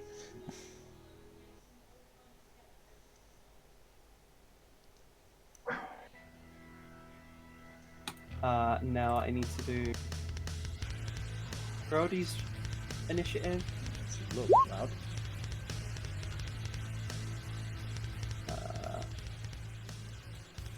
That's that. And then Rua. Oh god. Now I actually have to do the big boy, chunky boy. That's good. At least he got a 2. Mm. So I'm gonna do Prodi as 0.1 because even though he has 10 dex, it's still more than Aldane who has a negative. So Felix, there is a big woolly Loxodon that's not a Loxodon, it looks like. This isn't a humanoid. 5, 10, 15, 20, 25. Goodbye. Just gonna move away. Wait. Was I in range? Oh, this. It actually attacks you with opportunity because it has reach. Fine. It's going to make a gore attack with one of its tusks. Oh my god, that's quite high damage.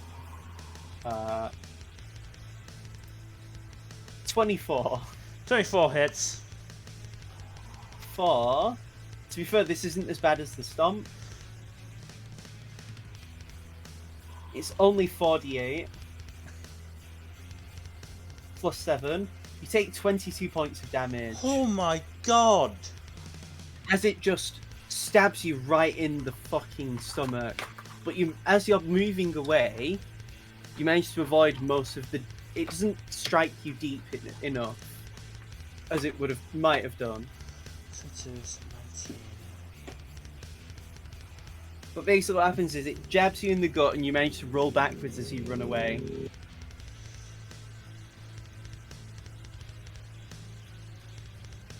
Ow.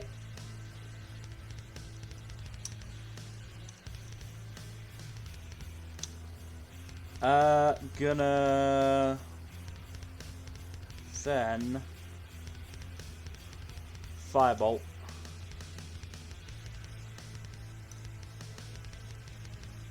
Right. That hits. Better than I expected.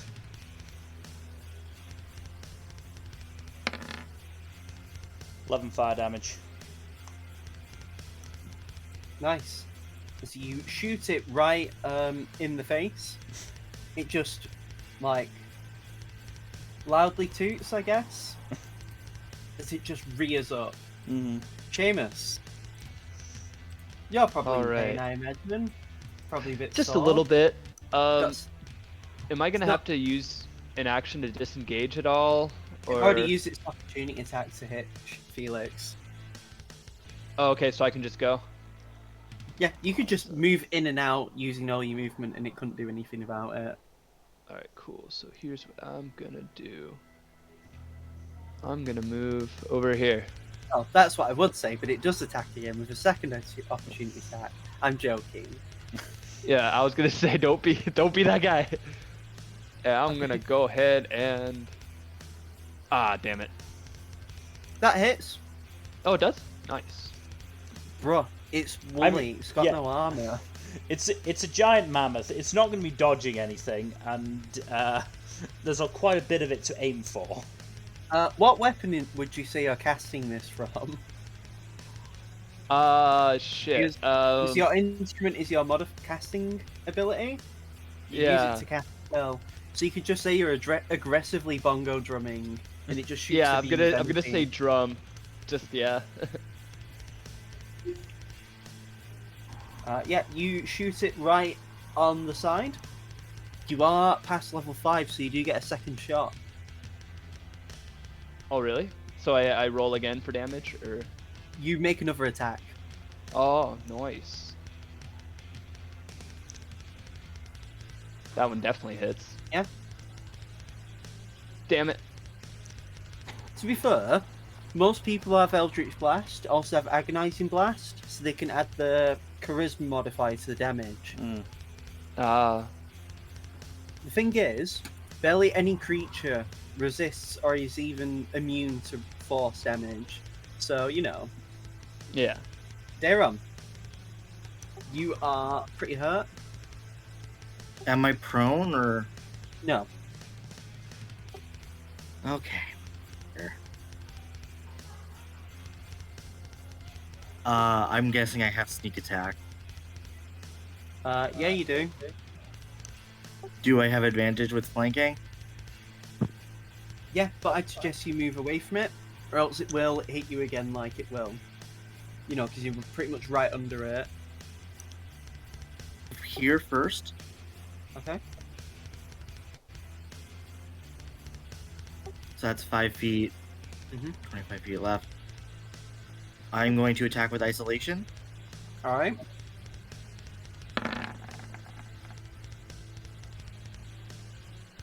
Oh my god, that's a crit.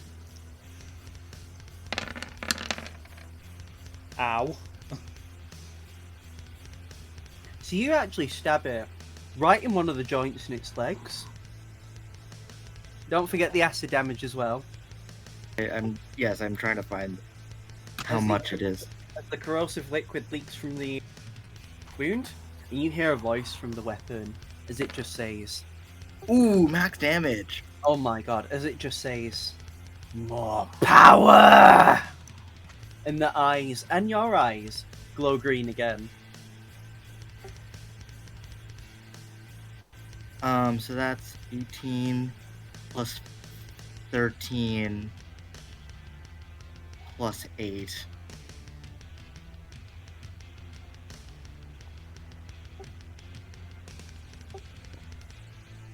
$39 damage total. Jesus Christ.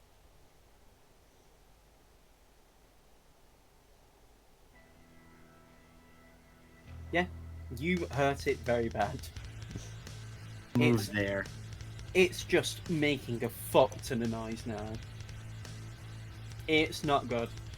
Well, you know.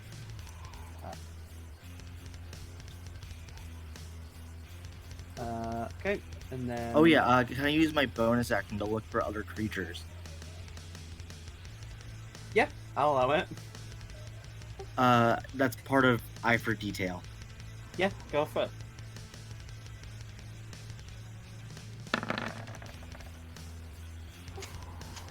Alright. Okay. So.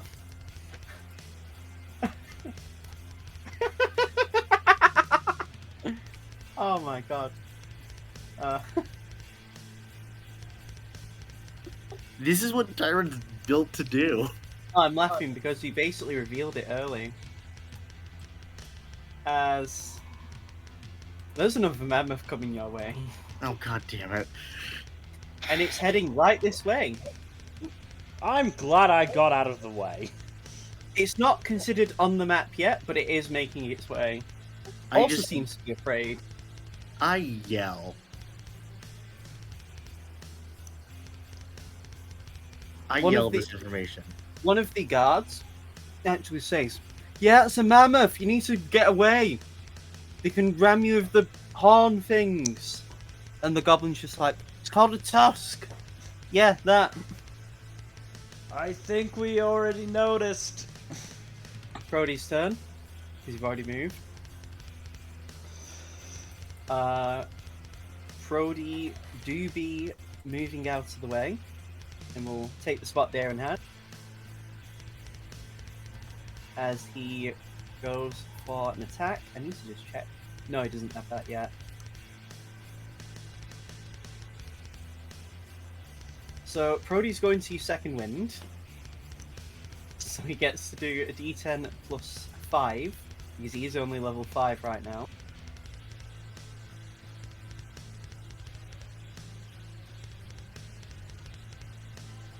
$10 HP isn't bad. It's much better than what he was at, because he was very close to being KO'd. And then, as his action, he's going to make 2 attacks with advantage. Nice. Pretty good. And again. Also nice. Oh! 20 points. That is a spicy meatball, as the mammoth is just a lot limper than it seems to be now. It seems to be a lot weaker. Very much in pain from everything that it's already taken. Aldane. Since that other mammoth is coming up, I think I'm going to. Would I be able to disengage and then cast a spell? You don't need to disengage. It's already used its reaction. It's not even its turn yet. Okay, then I will cast. Go with. Let's go with aid. Let's cast aid. Who are you giving aids to? Let's go with the 3 that got trampled. So, Seamus, Prodi, and Daron? Yeah? Yes. So, they all gain plus 5 HP anyway, just healed, and also maximum plus 5 for 8 hours. Mm-hmm. So we get 5 HP back right now? Yeah, and your maximum HP is also increased by 5. Temporarily, though, so make sure you don't forget. Yeah, I'm going to move this way so that Prodi's still within range of me, and can benefit from my saving throw boost. Right. Rua's turn. As he will, yeah, he's just gonna do some slashes. Nothing crazy, I know.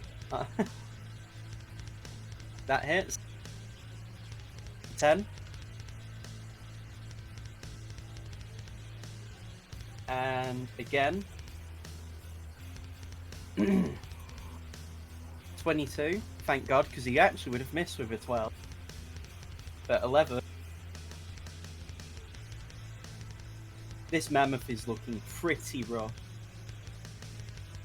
Unfortunately, And it's then- turn. And then Rua rears back his fist and goes to basically punch it in the side. 14, thank God for advantage. For 9. Fucking hell, that was a lot. Total of 30 damage right there, not bad. Yeah, this mammoth is actually in its last legs pretty much. A couple of good hits and it'll be dead. Unless you want to subdue it so it doesn't die. Because it's not exactly... It seems to be running away from something, so you know. You just happen to be in its path. Mammoth number 2. Seeing its friend in danger is going to move. Is actually going to dash. Ending up here. And basically, as it's running though, it seems to be looking behind itself. You noticed, Aaron. Because you're like, you were able to see it pretty easily from where you are.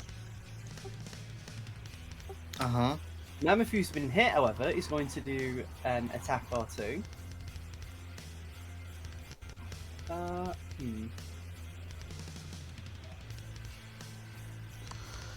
Does it want to do that? Let's see. Yeah. Or does it want to chase Felix? No, come on. That would No, be cool. it's not that. It would be, but it'd also be very amusing.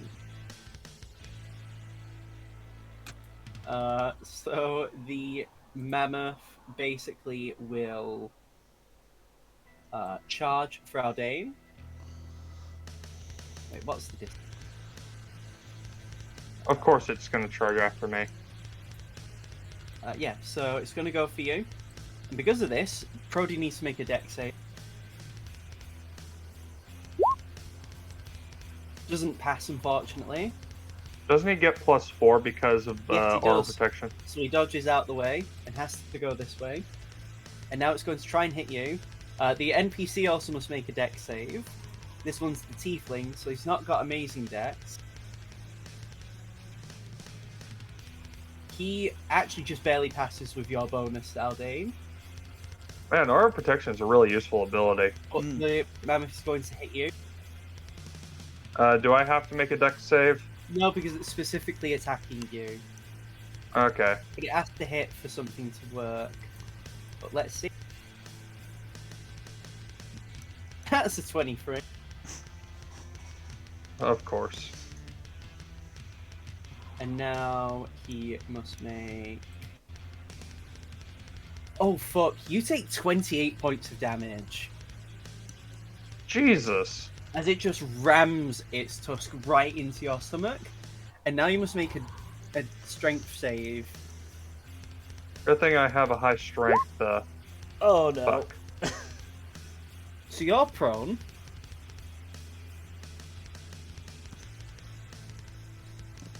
And now as a bonus action, the mammoth rears up and goes for a stomp.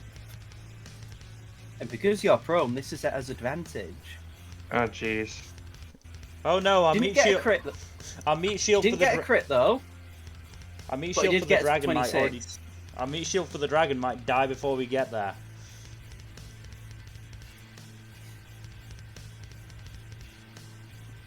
You take 29 points of damage as it just stomps right on your chest where the stab wound was. How many points? 29. Fuck. So yeah, I'm down to 8 hit points.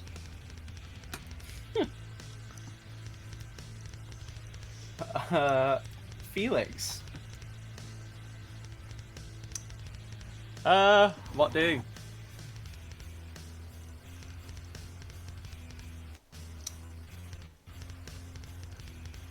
I am going to fire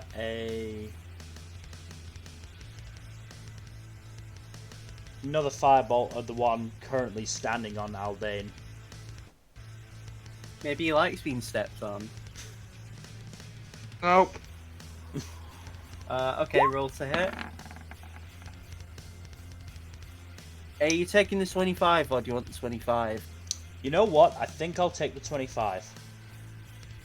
Are you sure? That Yeah. 25 is pretty nice. So, that one's dead. Is it? Actually, I need to check. Oh no, it's not. But it looks like one more hit will kill it. So if you don't want to kill it, next person who wants to attack, now's your chance. Do you want to move, Felix?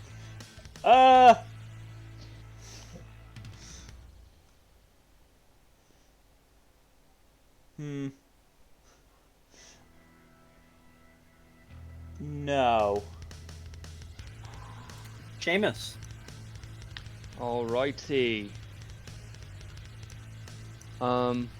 Again, reminder, magic attacks cannot subdue if anyone wants to. It's only weapons and ranged weapons. Alright, so there's two What are these other little NPCs again? The guards who are keeping watch from people entering the Forbidden Ice. Oh, okay, so they're not against us. Cool. So now, I'm gonna go ahead and see if I can finish off this big one right here. I don't know how close it is to being dead, but I'm gonna hit it with Eldritch Blast again. Oh, you're just shooting it. Alright, Yeah. roll to Shit. hit. You actually miss. Yeah.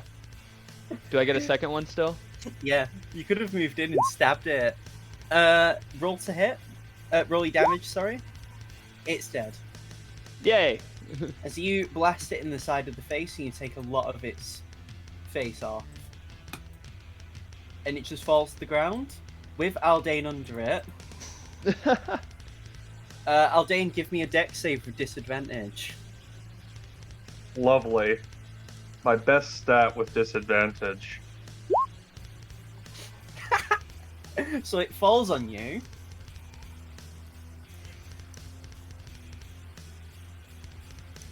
No, I'm not going to do the full stomp damage. I'm not that cruel. That would be cruel. I'm only going Yeah. to do half of it. 13 points of damage. I am unconscious. This has gone It looks well. like you didn't need to fear. Didn't need to fear the ancient white dragon. You needed to fear some woolly boys and a musician. God damn it, Seamus. Sorry. Oh, can I use my bonus action to... Oh, I already cast a spell, never mind. No? What were you going to do? 'Cause you can I do was going to inspiration cast without Healing healing. Word. You can do that. Oh, okay. I'm going to It's just cast the Healing thing Word on... Oh, what's the okay. thing? No, Oh, just, on Aldane. Because I believe Healing Word, you need to see the thing. Yeah. And Aldane is technically under something being muffled. I'll allow it. Let's say I could just, like, see his arm sticking out from under there or something. I'd say you can see it as the creature's falling on Aldane. Mhm. So, yeah. Aldane gets 8 points of HP, so he's no longer down. But he I'm still still has stuck to under get... the damn mammoth. Yeah, and you could be crushed anyway from its body. If not suffocated anyway. Are you moving at all, Seamus? Yeah, let's move over, like, right here or something. Okay. I Dare don't know. Your turn. I'm glad Aldane's okay. Well, for now. To be fair, Aldane, you are warm for the first time in a while.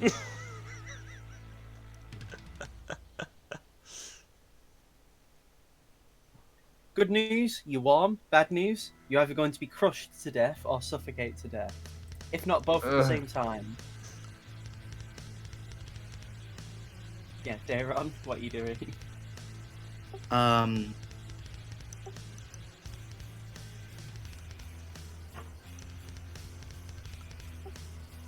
Stab. I have a sneak attack as a Prodi, right? Yeah.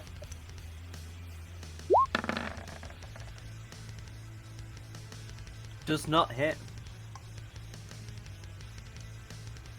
What? Hits. You manage to cut it in the back of its ankle, and it's just screaming. Also, it's upset because probably its mate was just killed. You know, that's not great, as it takes 16 damage. In our defense, we didn't start this fight. No. So is that all you're doing then, Daron? I'm gonna move here, staying within its radius. Prodi's going to... What's he going to do? Prodi sees a friend in danger. Prodi's actually going to risk the opportunity attack.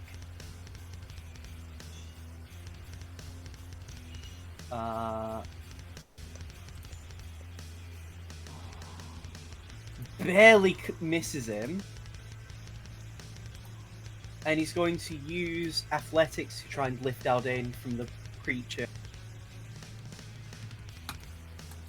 This will be a very high DC because this creature is 3 size categories bigger. But as an orc, he can count as 1 size larger when determining carrying capacity and how much he can push dragon lift. So he does actually have a decent chance. I'll make a roll. Aldane, high or low? Hi.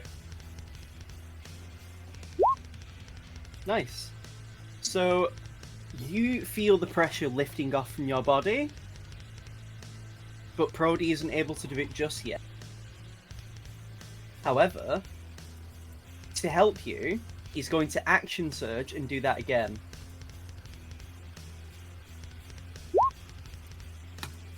Look at you. Nice. He basically is able to help free you from the mammoth as he holds it up and just screams, "Get out now!" I do as he says and crawl out from underneath the mammoth. Yep. You will have to move closer, yeah? And then he just lets it down. And he looks exhausted from that. Alright. Go take on this other big one. Wait. You were prone, so you actually can't reach him. Well, if I came out on this side, would I be able to? You moved on that side, I'm afraid. Okay. I will stay here then. You can heal yourself, though. I am going to do that. What with, and what you doing for how Lay much? on or what? hands. I'm going to heal myself for 15 hit points. Alright.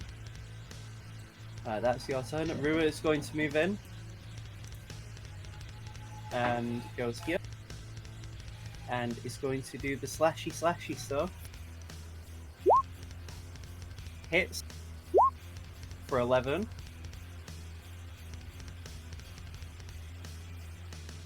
And his second attack. Oh shit!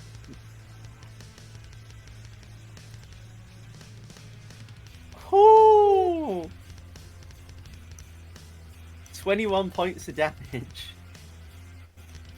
32 overall. Those are some dire numbers. As he just cuts a deep wound into its leg. And then he reaches back with his fist and basically, like, he's going to try and punch it in the leg where he's cut it. That hit. Oh, that's another max damage roll. Oh my god. This boy is a 42. monster. 42 damage from Rua. Mm-hmm. And the mammoth looks pissed off and turns straight to him. Good. And he Turning just away gestures- from me. He just gestures to it as if like, come on, I'm ready.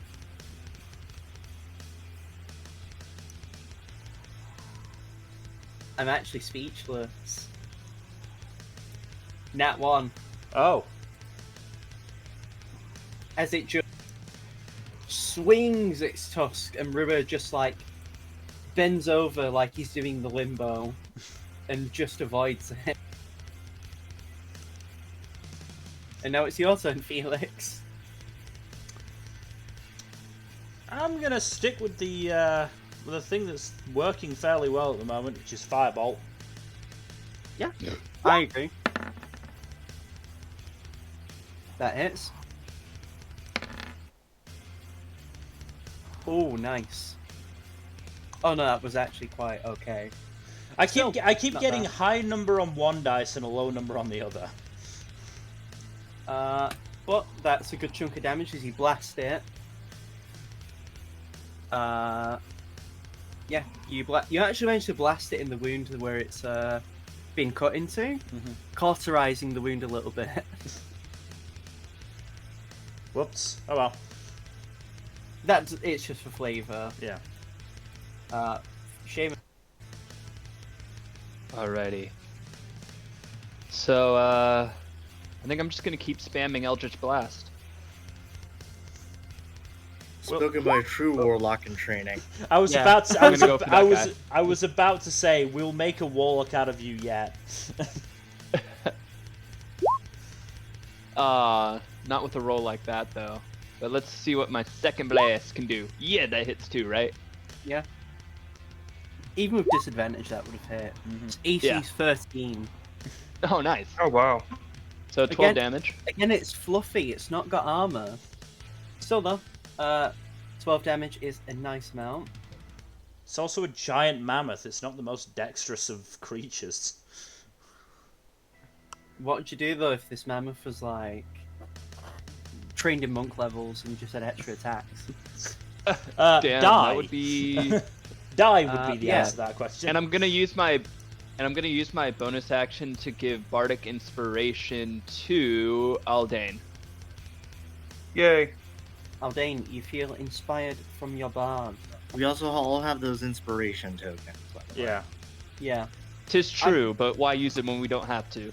Yeah, that's to save on like the dragon's breath. I was gonna say, probably gonna save it for the dragon fight. Oh, sure. Yeah. Just reminding everyone. You can also use it 100%. on death saves. Hmm. So if you got a nat 1 and would have died, you can roll it again. Well, we'll And see what maybe- happens. Fingers crossed we won't need to do death saves. I mean, well, this is the first fight. And they're only getting harder. Dayron. Let's see. I have advantage. Yeah, this is meant to be the first difficulty spike. If it wasn't already apparent. Mm. That hits. And we sneak. Oh, that sneak. That's nearly max damage on the sneak. I know. That's fucking godly. So that's what? 6 23 damage total. And yet it's min damage on the actual piercing.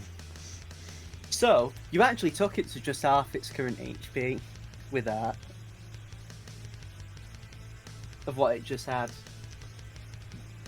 So yeah, are you doing anything else? Do I recognize that it's being these things are afraid and running from something? Yeah, you can immediately. It was looking behind itself as it was running to where you guys are. And so was I the am- other member. I am looking at where it came from. You see a third mammoth. I'm joking. You don't see anything. I don't see anything. Correct. Yeah, you don't. Yeah, nothing. My wording doesn't change. You see nothing. Prodi, his turn. He just looks to Yardane and says, "You're all right, okay? Okay," and just runs over here.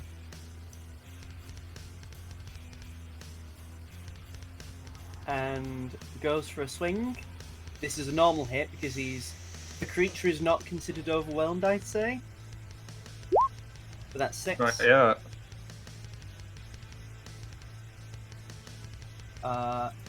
Takes a nice cut out the left. And second attack. Where are you? What do you think? Should you take 25 of the 25? I'd say the 25. I agree. Feels that much. For that, very nice. This mammoth looks like it's on its last legs. You can actually see it reaching out to its dead mate. Now I just feel bad. As if I it's feel just bad, not- but at the same time, it's rampaging, and if we don't kill it, it's going to kill us. I mean, could knock out. True. Yeah, I'll do that. If you KO it, you do have flank. Yep. Quad attack. Ha! Oh yeah, you hit. Nice. Exactly the amount of damage you needed. And you're knocking it out, right? Correct. So you manage to basically, you do a few like slightly deep cut, not deep cuts, but like slightly shallow cuts. And as it looks to you, then bash it in the face with your shield as it turns to you, and then like basically use the pommel of your sword and smack it right between the eyes, and it falls over, knocked out.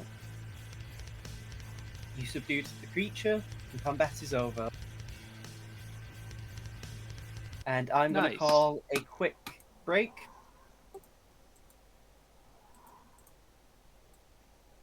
So if anyone needs to pee, eat, drink, do what you want.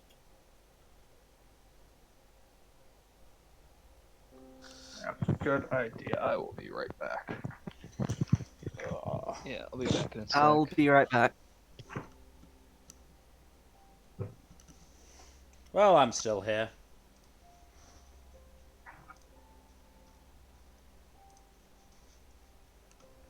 I don't have the tiny bladders of my companions, apparently.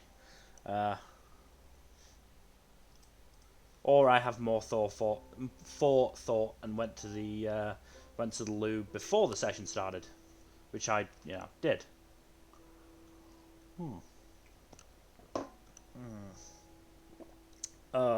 The warm weather is not having a good effect on my water.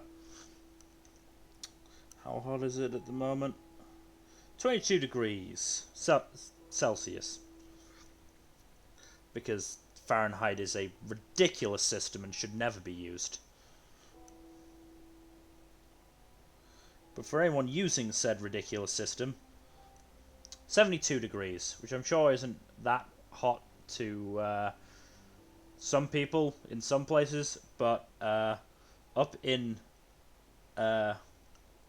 Western Scotland, yeah, that's pretty fucking warm. Pretty fucking warm. I currently have a fan blowing on my feet. I'm going to turn on my desk fan to blow on my arms. I have returned. Cool down a bit. I'm just complaining about how hot it is. It's quite cool here. It's been really nice today, Lucky which you. is a nice change of pace. Yeah. It's only 22 Celsius, but it doesn't even feel like it. It is rather sunny, though. I mean, it's 22 Celsius where I am, but it feels like 22 Celsius because there's very little wind.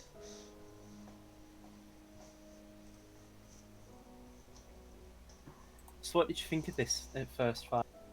Well, that gore attack took out a quarter of my ink points, so to Yeah, not take me to single digits health. it's fine. As long as you don't die, who cares?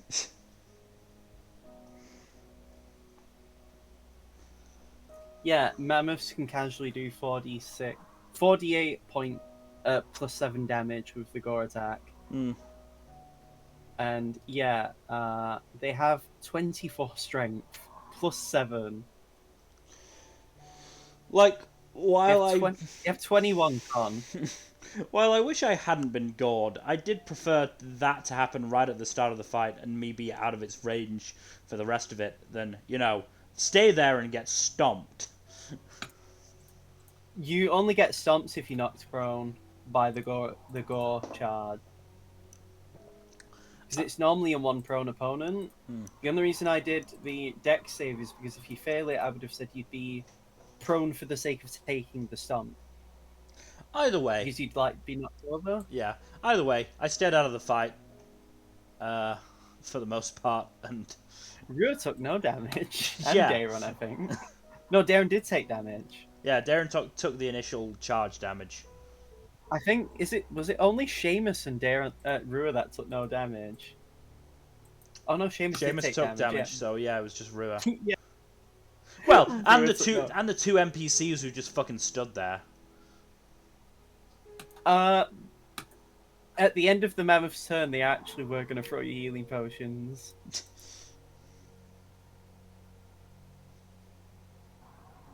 You just kind of, did very well.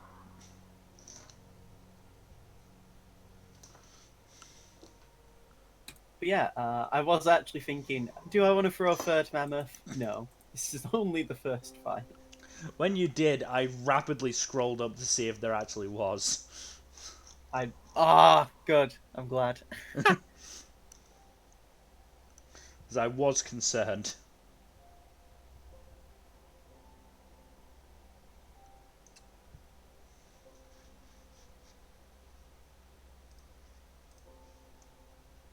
Have you watched any of the Olympics so far? In bits, I was quite captivated by the skateboarding. I did think about watching that. I mean, I saw it, and that's how I saw the clip of the guy hitting his nutsack. That was painful. That looked so painful. I'd give him the gold medal if only just to, just for that. ease the pain. Yeah.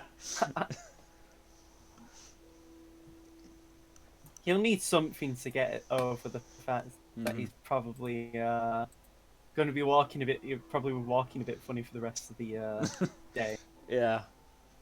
But because I'm such a weeb, I'm gonna be trying to watch the events that have animes based on them. So I'm gonna try and watch rhythmic gymnastics, and I'm gonna try and watch volleyball.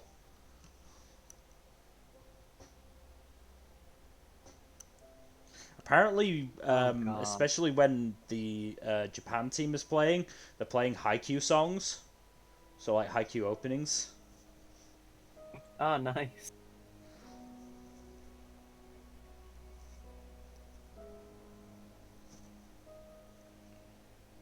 Yes, this is good. I really like this. Oh. I'm gonna share it in the Rabbit server, the memes channel.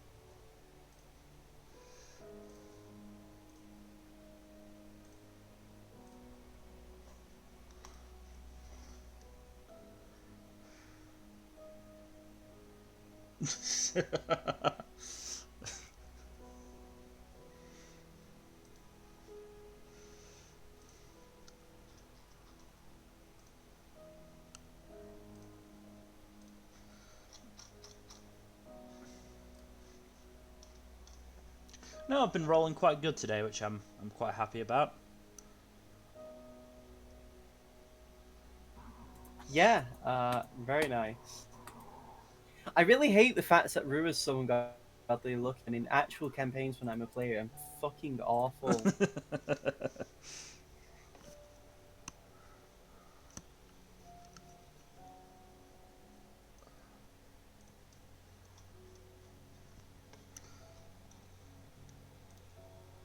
Yeah, we're probably gonna take a little bit of a rest before we move on. I'm gonna assume we probably don't want to go into. Why? We probably don't want to go into the Forbidden Ice as hurt as we are. Yeah, fine, just a short rest. Yeah, Yeah. I didn't say long rest. I did say just a bit of a rest. Still though, makes you wonder what made the mammoths run away. Well, it can fucking wait. Unless it comes to you guys. In which case, the fresh NPCs can take that fight, and we'll provide support. Ha! Sure, I mean Rua could actually genuinely help because he used no resources. I would also help, but from a very long distance. And I'm sure Seamus could do that, and Daron. It'd just be Aldane because he has no fucking projectiles apart from javelins, I think. Yeah, Firebolt has a range of Yes. 100. Firebolt has a Yeah, range he of has fucking 120 feet. javelin. Yeah, he has javelins. What's this fucker doing? To be fair, javelins are a lot less useful than everything else he has. Yeah. But yeah, Firebolt has a range of 120 feet. Chromatic Orb has a range of 90 feet. If I manage to aim it, if I manage to aim it right, Lightning Bolt is a 100-foot line. So, I could help from a long distance.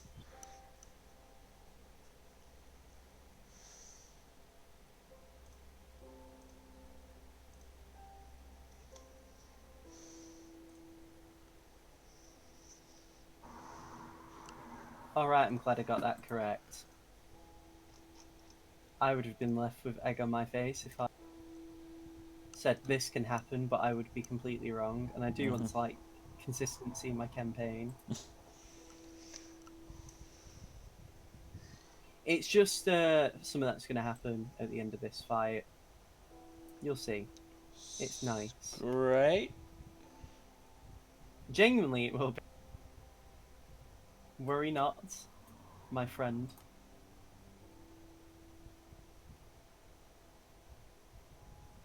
I just need to copy this thing. I'm back. What did you think of that fight, by the way, again? It was fun. A little harrowing, but fun. Think of it as well. What was so scary that these mammoths ran away? Oh, yeah, no, I'm terrified.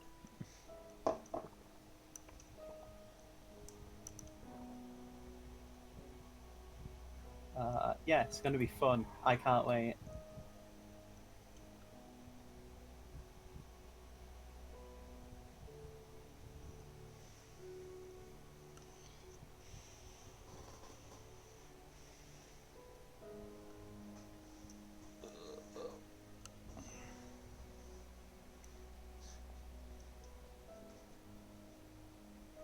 We've kept one of the mammoths alive, which is, you know,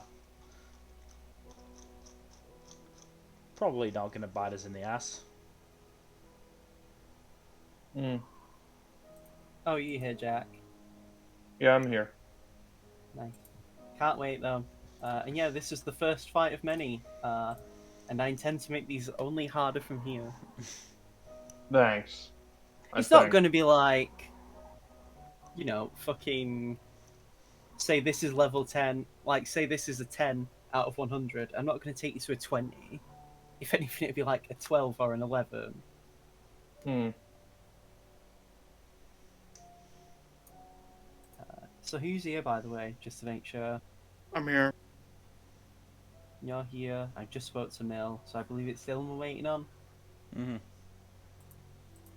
I feel like I think someone's I'm lighting. here. I'm just sitting on the toilet right now.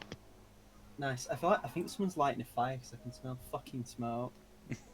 I mean, your house could be on fire. It's not. It's What one the- of my dickhead neighbours who likes lighting fires, even though that's illegal to do.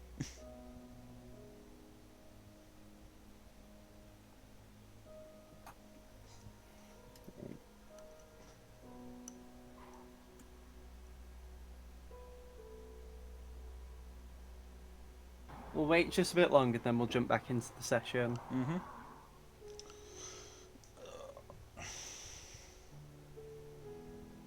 In the meantime, I'm going to actually see if one of my neighbours is lighting something on fire.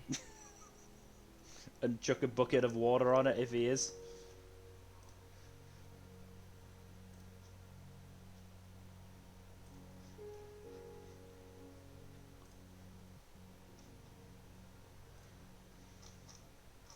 So no Shonen Jump chapters today, but quite a nice Spy X Family one, which is good. Yeah, that was fun. Spy X Family is a good series. Mm-hmm.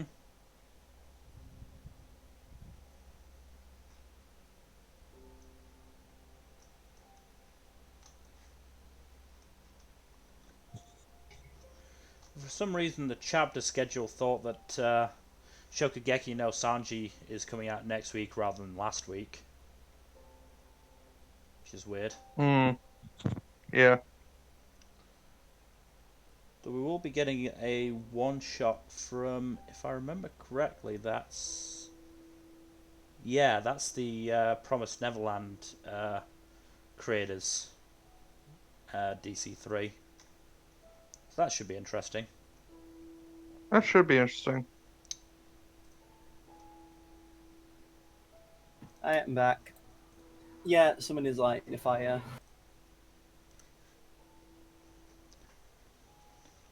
Hello? Hello? Hello. Yeah, I'm here. looks Aloha. Like, see, I'm back. Looks like someone is lighting a fire. Mm-hmm. So are we all here now properly? Yeah? Yeah. Yep. So, after the fight, everyone sort of probably been quite frazzled. Just a little bit, yeah. Rua actually looks to the mammoth and just walks over to it and pats its head. And he takes out the moonblade and gently rests the flat of it against the mammoth's head. And a glow comes from the weapon. And you actually see the damage, some of the damage that's been done to the mammoth actually begins to fix itself.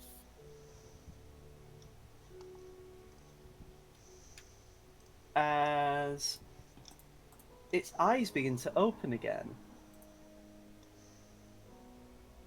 And it wakes up and just looks around before seeing its mates. To which Rura quickly moves out of the way. The mammoth approaches and wakes up its mate. And it opens its eyes. And they look around at everyone. And then look ahead. Up there. And Rura's just like, let's move out the way for him so they can leave without being disturbed anymore. Mm-hmm. Hmm. Come over here, Seamus. Hold on.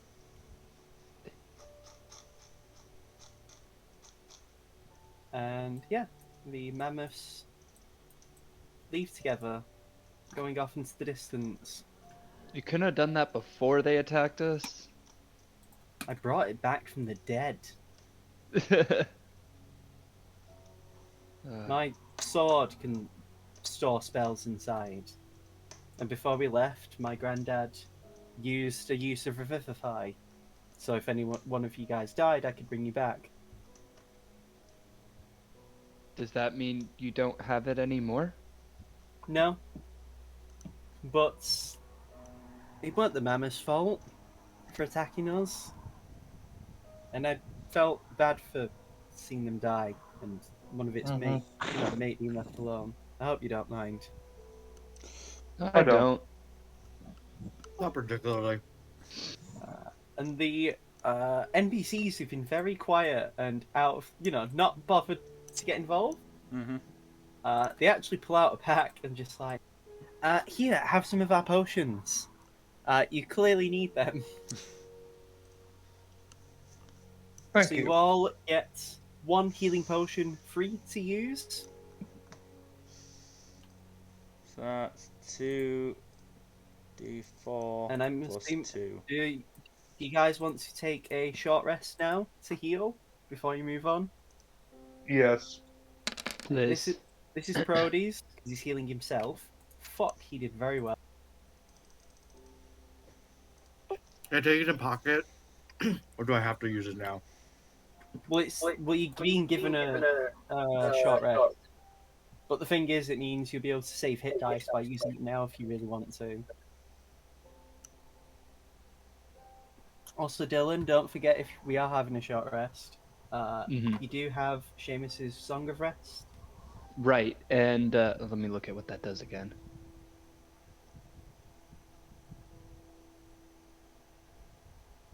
It's a d6. I'm gonna sing the song that I wrote during one of my watches, and Yeah. as like the soothing music. So yeah, d6 everyone.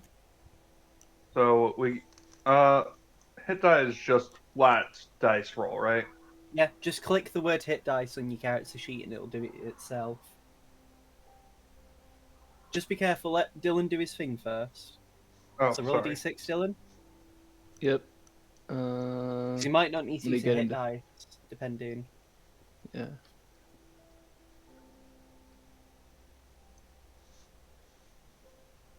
Hooray! I So don't. everyone gains 5 HP back, which puts Prodi already at max. Yeah, I lost almost all my hit points, so I need more. Yeah, but like that 5 can mean the difference between using one hit die, leaving you with one hit dice left for another rest. I'm also gonna Sure. use a hit dice since we're doing a short rest. Fuck.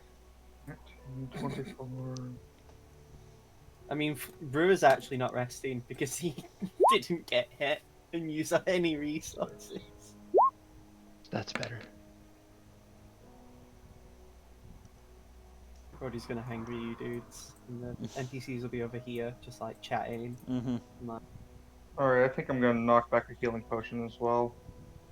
Quaff one down, my dude.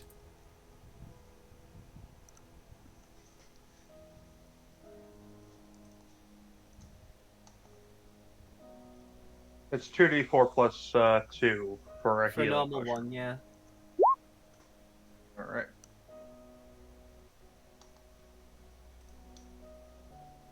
Nice. 6. And I HP. forget, do I get a bardic inspiration charge back for a short rest or no? Yeah, you do. I do? Okay. But no spell slots. Nope, unless you were a warlock, which you are. That's right. So I'm glad I mostly used Eldritch Blast in that fight. So there we go. Yeah. Awesome. I was sort of thinking the same thing. So when you're all ready, if you want, marching Doing order that. going up. Again, 2 by 30. probably 3 at this point. 2 by 3. 2.5. I'll be in the front. We'll take the middle. Probably will also take the front, just because, tanky boys. Uh-huh. Daron? Sorry, I had to go wash my hands. Yeah, I'm back. Marching order, unless you want to be somewhere else in this formation.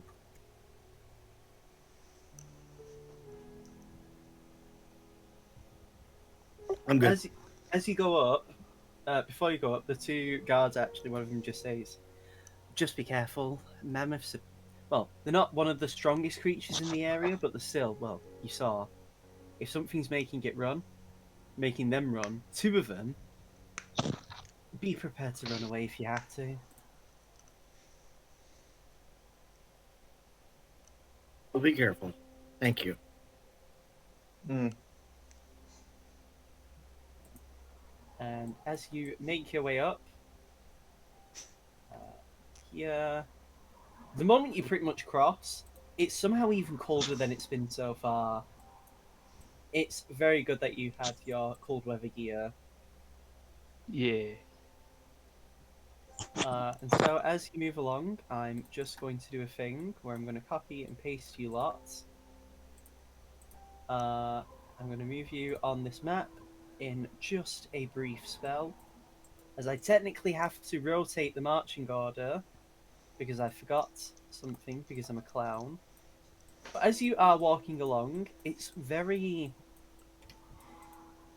a mixture between everything being very serene and eerie. It's very quiet, apart from the sound of the wind in various bits of snow, like because it's a bit of like heavy snowfall. It's like you're the only people alive right now, as you already Most like interesting. the entrance to the Forbidden Ice, where you saw like bits of normal foliage, already goes out of your vision. Mm-hmm. If any of you look behind, it's almost as if it feels like you've been trapped within this area now. In theory, you could leave, but it feels like, the door's been locked behind, if you get what I mean.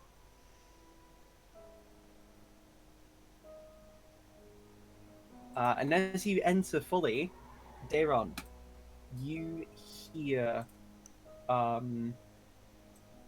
like, the heart beating begin to come back.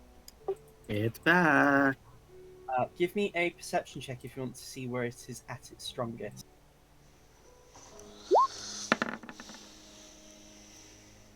Lucky you. You basically look straight to where what you can presume is the center of the area, where the mountains are at its highest.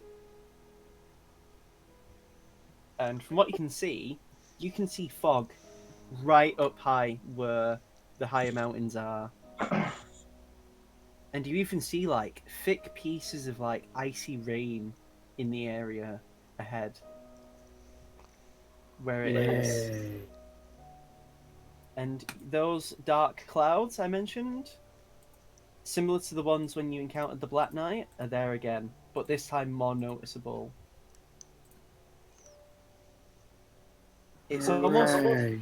almost when you look at it, you get a feeling as if like, when you're having to like when you're about to deal with a difficult confrontation, like you Yeah. don't want to deal with this, but you have to. It feels like that. Mm-hmm.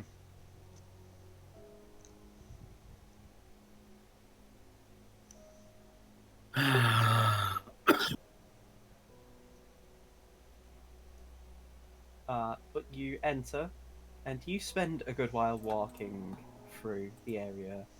Just if, say, you got to here. No, oh my god. I did the right ruler, you fucking stupid website. We're still on the map thing. Yeah, I know, I'm doing a distance thing. So let's say 65 miles it would be if you did No, a I straight mean line. we're which still is on very we're still hard on to do. the entrance to the Forbidden Ice map. Oh yeah, rather than the world map. I know. I'm not. Yeah, I was doing it for myself. Okay, fair So enough. if you were to go in, if you could fly, for example, and you went in a straight line to where the peak would be or the rough area, it would take 65 miles, a little over 2 days, and about 6 hours. And that's not exactly easy because like there's a lot of uneven terrain. Mm-hmm. There is like a bit of a path from what you can tell, like going straight ahead as you're walking, but there is a lot of like awkward cliffs and like elevated terrain. Mm-hmm. It does seem like following the path is probably the easiest solution, just because then you don't have to make climbing checks, with which only two of the party is proficient in athletics. Sure, some of you can teleport, but that would be wasting a teleport for one bit of climbing. I mean, we could acrobatics our way up there. No, you couldn't. No. Doesn't work like that. And none of you have a climb speed either to make this easier. Mm-hmm. For now, though, as you walk along, I'm actually going to move you onto the map. Just making sure of something. Yeah, that's okay. And now I'm going to bring you onto this map with some more of the assets I've bought. No, don't move the map in order. I want to bring you onto the map. There you go. As you can see, there's like various bits of raised terrain, Mm-hmm. loads of rock covered in snow. And yeah, it's just not great, really. And as you guys walk along, I just need to do something real quick. Give me a brief spell moment.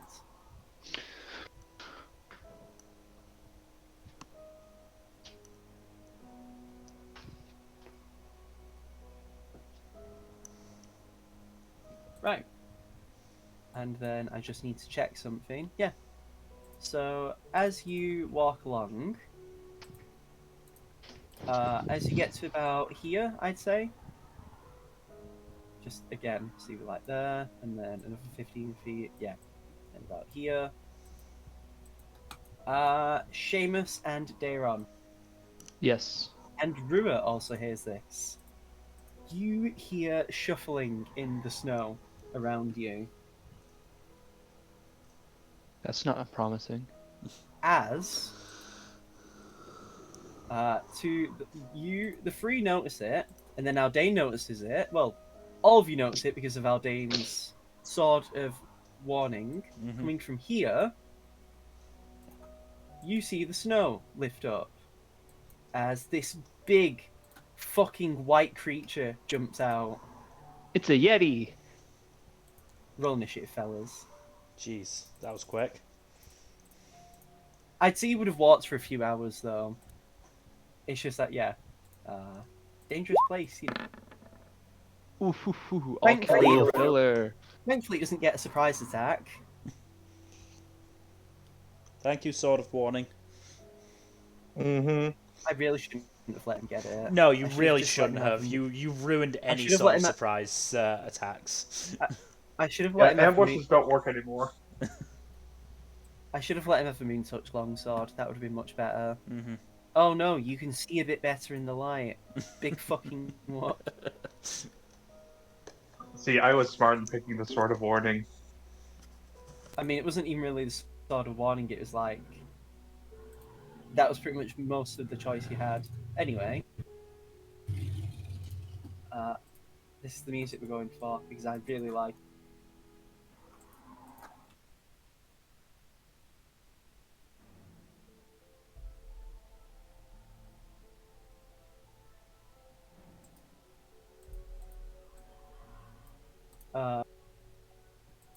And the creature just roars, and I'm going to have it open its sheet because I need to. The big white lad. What does he roll? An 11. I will say, the description you were given of the quote-unquote White Death is not this creature. Which is all the more worrying, I'd say. Hmm. Yeah, it didn't seem. Rua again with the shit initiative.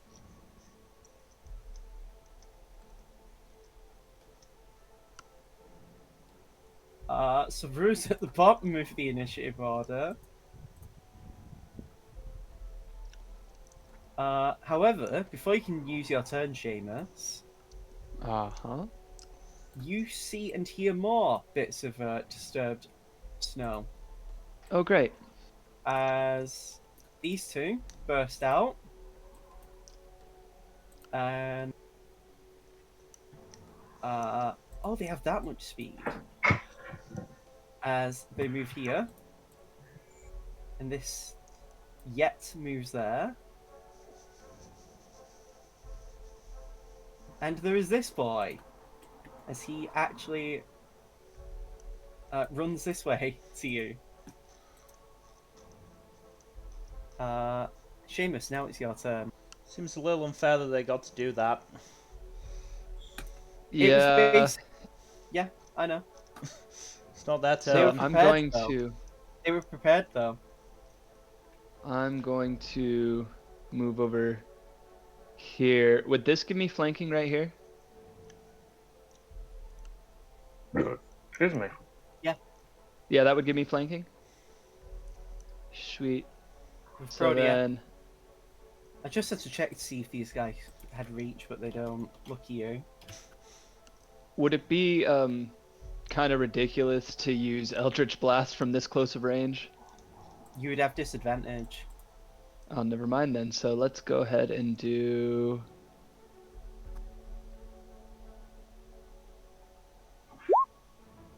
Oh, didn't even need the advantage. All right. Are you sure?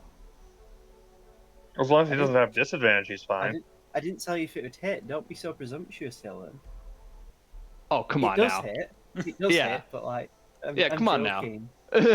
If it's the dragon, I'm asking about that. But like, you Yeah, said it big and hits. furry means low AC, right?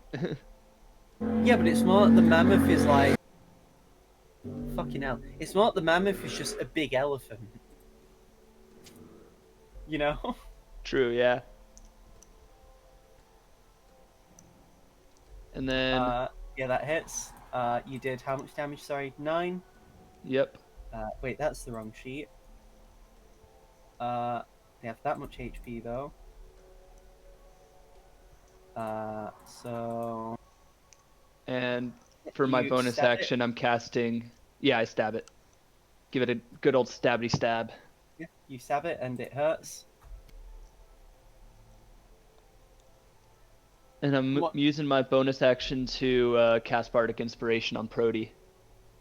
Oh, right, nice. Don't forget. Actually, no, you would have run out of it, Aldane, because of the rest. Yeah. Felix, there is one in your face. Just gonna move round the corner, cast Shadow Blade, and attack with Shadow Blade. Oh, nice. Go for it. Sadly, that misses because it isn't dark enough for you to get advantage. It's kind of bright with all the snow and shit. And that misses. That's my turn. Prodi now has advantage. He is going to do a slash with advantage. And ahoy.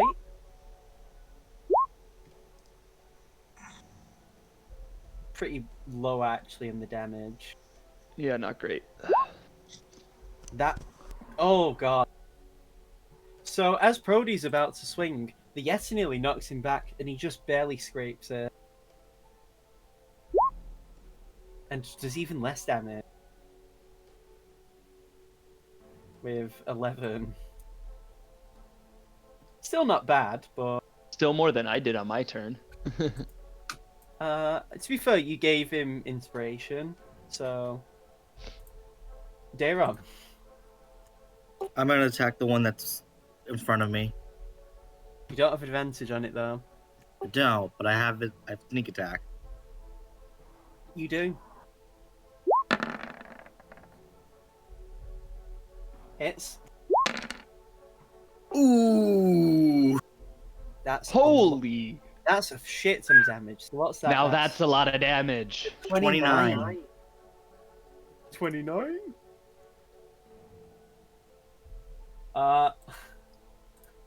You basically nearly kill this thing. Yeah, you stab it right in the gut and you like drag it across. And it's just screaming. And all the other And then- Yetis actually like take a step back. I'm gonna attack with my short offhand. Alright. Hits. You cut it, and it screams, but it is not dead. Ugh. And you didn't magic pixel it as well, so I can't give you that sense of joy. Aldane. Oh, did you want to move, Daron? Where am I going to move? I don't know. It's up to you. Over there. Yeah, over there. Right. Aldane. There are I'm two going big to boys in front of you. move here right between them, Mm-hmm. and I'm going to attack the one on my right. So you get advantage. Nice. Yep. But before I attack, let's go ahead and turn on some good old divine favor. Hmm. Nice. I roll to hit. Yep. Oh, we lost to Daron. Sorry, I'm coming. That hits. Wow, these are. That's Plus a D4, good. 13 Nice. damage. Then another one. Plus D4. So 23 total damage. Oh wait, no, I didn't even count the dueling style. So You four more You should total really damage. add that on automatically because the thing you can do for that. Yeah. That's. What did I have then? Yeah, there we go.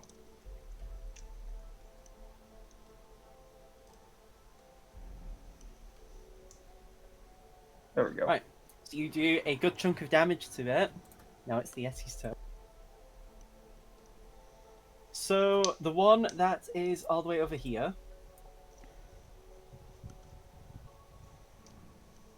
It looks at you, Seamus. Whoa. Give me a con save. Uh-oh. Oh, thank God. You pass. Now, Aldane, give me a con save.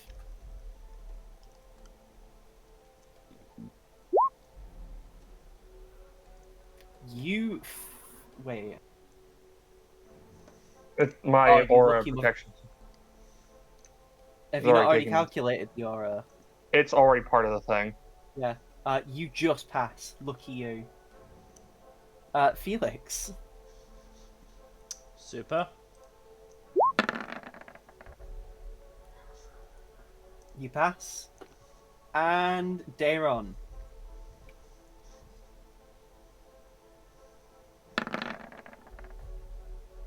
You also pass. Lucky you. You all did very nicely. However, now the Yetis are going to move in and attack. So the one that is right next to Felix. No, wait, no. I'll do this one first. So top left Yeti that is next to Aldane goes to strike at you, Aldane, Mm-hmm. with a plus that to hit. 21. That hits. Barely. Okay, so you take 6 slashing damage, and you then take 6 cold damage, and I need you to Ow. make a Constitution saving throw to hold Divine Favor. Damn. You just hold on to it, lucky you. Oh, okay. Now the one next to Felix is going to attack. That's a soft 20. That hits. You take 8 slashing damage and 6 cold damage. Make me a con save, please.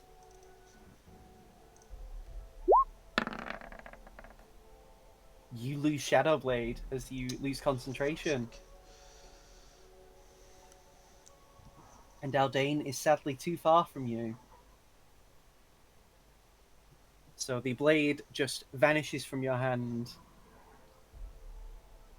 And now one is going to. This one's actually going to attack Aldane as well, because Aldane is like, I'm considering overwhelmed.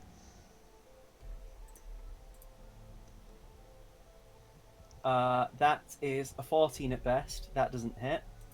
Nope. And now the one here is going to attack Seamus, seeing him as the easiest meal. Oh, of course. With 23 hit, Yeah. 7 slashing damage, Okay. and again 6 cold damage. So that's 13 total? Yes.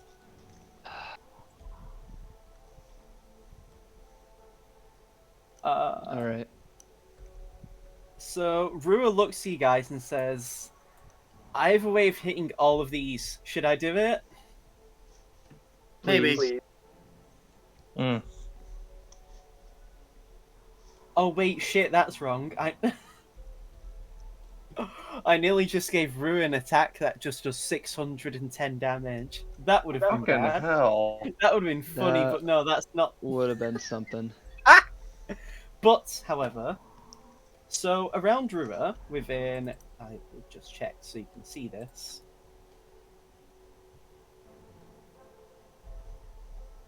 So everything in this aura begins to glow a platinum coloured as Rua goes to draw his sword, and he just vanishes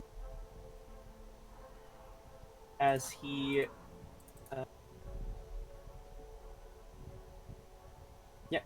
As you just see like lines in thin air as he casts Steel Wind Strike.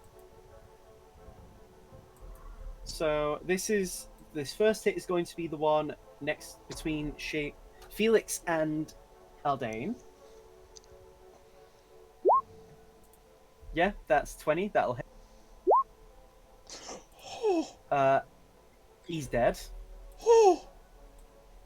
Now the one next to Aldane at top left. Holy shit. Hot diggity damn. 60-10.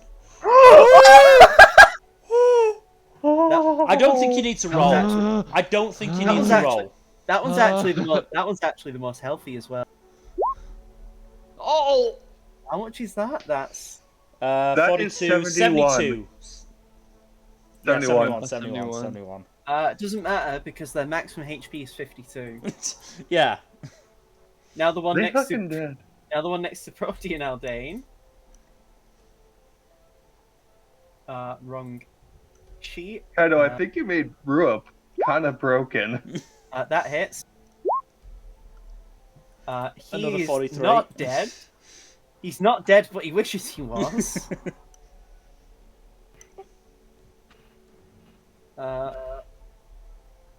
To be fair, you can only do this once. Per day? No, until his grandpa gives him the spell again, because this was another spell he stored in the weapon. And now the bottom guy, the Yeti with 6 HP out of 52. He did. By He how did. much? Yeah.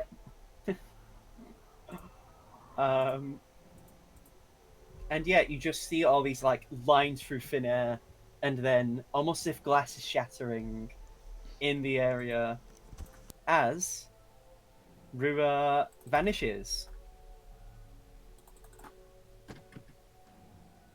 And appears right behind the Yeti. And turns around. And he says, "There you go, guys." Thank I just you. need to check. Oh no. Yeah, he can't do a bonus action attack, sadly, to get the quad kill. But as the Yetis all die, and it is the end of Rua's turn, the one Yeti actually screams as it reaches out into the distance this way. And you see a figure appear. And it's bigger than this Yeti. It is big and it is white. Do you see this lad? Yes. As he walks out Holy shit. and just falls to the ground. Dead? Dead. There's blood leaking from it. And then you see the thing what did it. Oh Oh no. boy. This creature is big There's and always white. a bigger fish. This creature's also big and white, but not as big as the bigger Yeti. It's got horns like a devil, blue skin, yellow piercing eyes, Oh We should fuck! It's a probably honey badger. and a hand covered in ice in the form of a blade. Boys, we should run. This is the creature that you've heard so much about as it joins the initiative. Oh fuck! I'm I gonna don't change think the- we can run. I'm going to change the music. I think we could Felix? take it. Felix, get behind us. I mean, it's not up to you. You don't get to move yet. I'm just waiting for this stupid ad to end. No, this isn't the one I wanted. God damn it. Is this the one?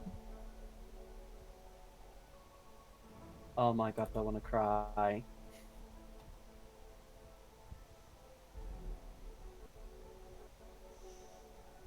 Fuck it, I'll use this one. I don't care. I know this is a good battle song.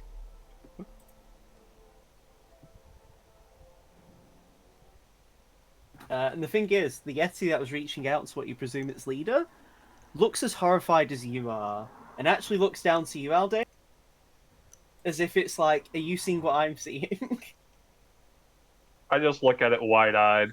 He actually points at it and then points, like, looks down to you.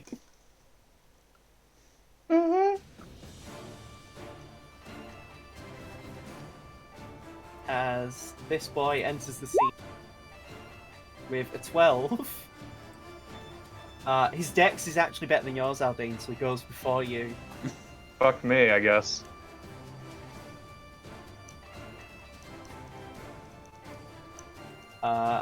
And yeah, Seamus. Well, at least I go before it goes. Oh god. And Let's by the see. way, it's standing there, and it looks like it's grinning. It's standing It's there just standing there. menacingly. Menacingly. I need to check something real quick. Hold on.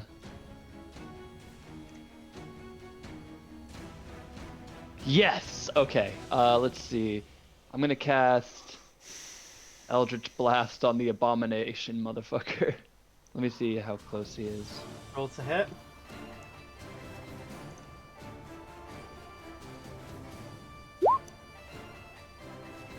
So you go to shoot it, Mm-hmm. and it just swings its icy blade in its hand and just dissipates the blast. And looks straight Second at blast. you, Seamus. Second blast! That hits. Roll the damage. Damn it! It winces a bit, and then just looks at you. And you just see this icy haze come from its mouth. Yep, this is bad news. Felix, That's a bad news bear. you're the closest to it. Not any fucking more. Misty step. Where was that there? I don't blame you. Get the So as you fuck do out of that- there. Oh, do not Wait, counter no. spell. Go back. Go back. No. No, it doesn't. It can't counterspell you. I would have counterspelled it back. I would have. I would have burned that. Can't. You couldn't have because you were casting a spell. Seamus would have counterspelled for me. Yes. If he was I got within your back, homie. range. What's the range? Oh yeah, it would have just been in range if it could have counterspelled. Yeah, you teleport away, and then what? So the Yeti just looks at you as if like, don't hide behind me. No, fuck off. I'm hiding behind you. I'm what are not you dealing doing with then? that thing. What are you doing then? Are you just gonna move away? I'm gonna move here, and I'm gonna give Painter's Inspiration to Rua. River just says, I have no more spells. I have no more spells for my sword to use, but thanks. Look, it was either giving inspiration to you or the Yeti. Prodi, The Yeti looks pissed. Prodi actually uses the dodge action. So any attacks against him have disadvantage. As he readies himself and actually puts himself in front of you, Dayron. Appreciated. Dayron. Are we doing this? Just fucking shoot it. Yep, aim and fire. Utah! Ah, Lucky you aimed, because that would have missed. Wait, actually, does that hit? You lucky dog. 18 hits. Oh, wait. Yeah, 18 does hit. Oh, so this thing has a high AC. You have sneak attack.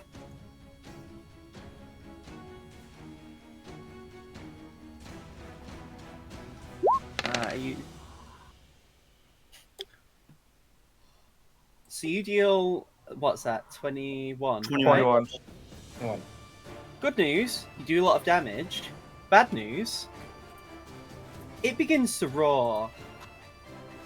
And its skin turns red, and you see steam coming off its body. As it goes into its rage state already. You did just above the damage threshold it needed to enter its rage, Daron. Congratulations. Fuck. And now it's his turn. So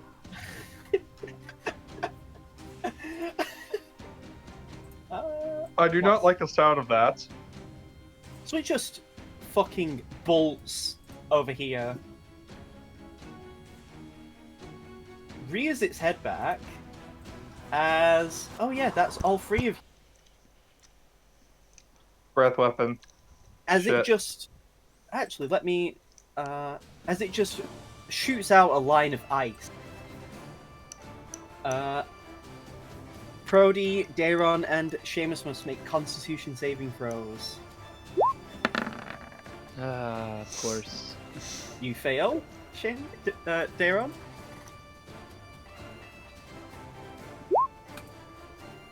You fail, Seamus.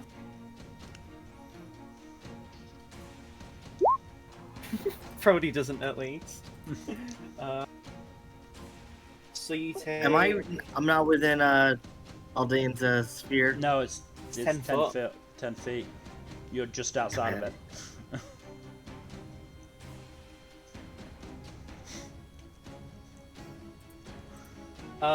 Everyone takes 14 cold damage in the line, but Prodi takes half. 14. Can I? Did you say? Yeah, 14. Okay. Yeah, you can kind dodge that to make that 7 damage. Imagine it actually doing 40 damage. That would be a nightmare. And then, fun thing, it does that. Now I actually need to bring in a template for something, because this might hit some other people. Oh boy.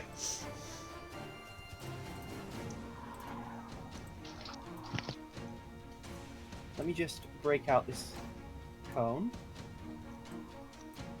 This is actually extended because, you know... Yeah, pretty much. And it just begins to drag its head across. Effectively making it a cone. No, that should be longer actually, that's too short. Of course it is. Yeah, give me a sec. There we go. Oh Yeah, boy. It's gonna cast me. I'm gonna deliberately angle it, so... Or is it? Yeah. Felix, you must make a con save, and so does the Yeti. You might have lost your new friend already. The Yeti is within range of Aldane's aura of protection. Would Aldane have considered this an ally? At this stage, At yes. this time, yes. Yes. Oh my god. Enemy mine. Enemy See? mine. +4, right? Felix doesn't get a Plus bonus, 4. so he failed. So you also take 14 cold damage. Yeah, the only ones within my range that are allies are the Yeti and Prodi. So this is what? Plus the Yeti dies. As it Fucking fails rip. and just collapses as it like reaches out to its boss. And the bear just laughs. And the thing is, there's still ice coming from its mouth, and it breathes on its free hand. Now wielding 2 icy blades. Oh, I am not a fan of this. And then it just walks over this way, dragging its blades along the floor.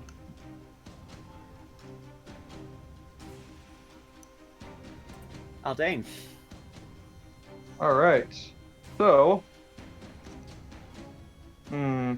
Let's go here so I can get more people on aura protection. And let's do some good old slashing.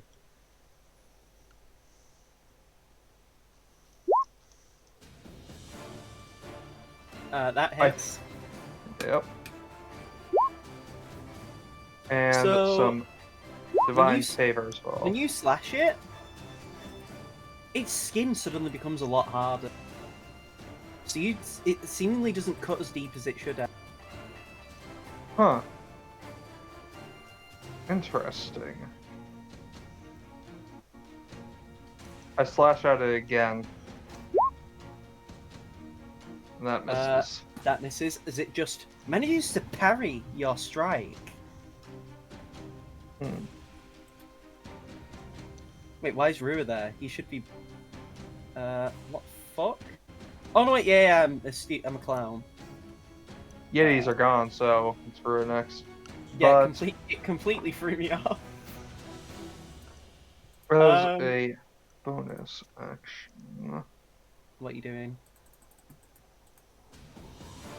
Nope.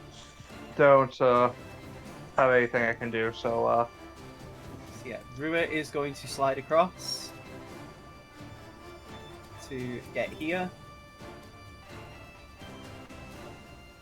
And as a bonus action, he's going to activate Arms of the Astral Self. So now, the moment they activate, it must make a dex save to not take force damage. How dexterous is it? We'll see. He has a plus that to his dex saves.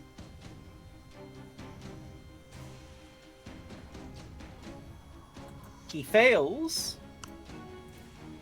So he does take. And what is it? Sorry, it's 2 rolls of his two- martial arts die. 2d6.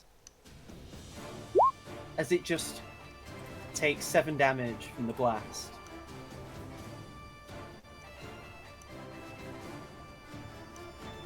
Okay.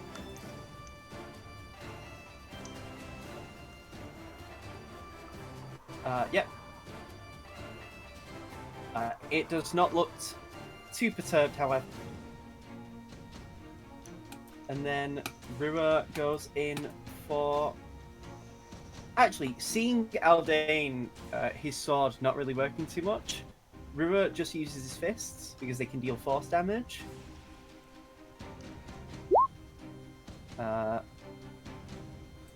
Just hits actually with an 18. For minimum damage as well. You hate to see it. Okay, so that only takes that much damage. Then Rua punches again. And there you go.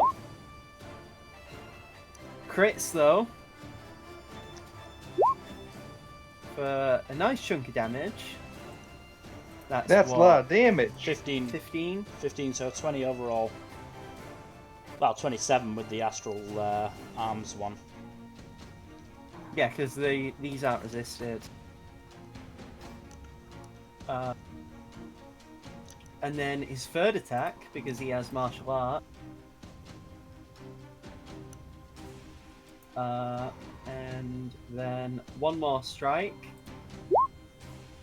Hits. 5 again. As Rua does this flurry of fists, the creature's just laughing. And looks even more excited. So excited, it's going to do a thing as a reaction.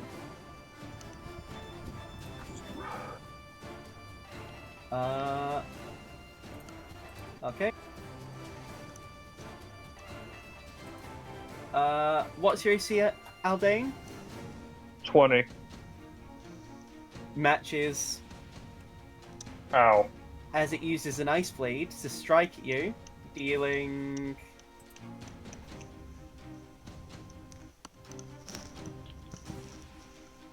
9 slashing damage and 10 cold damage. Ow. Give me a Constitution saving throw for Divine Favor. You pass. And then he goes to strike at Rua with his other hand.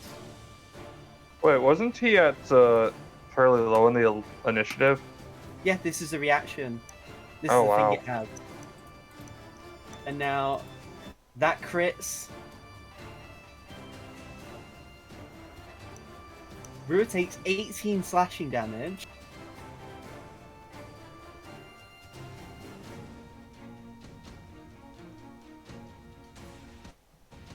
And then what is he taking cold damage?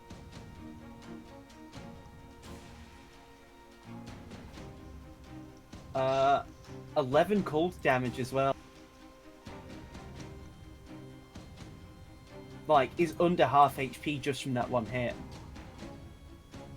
Seamus. Yeah.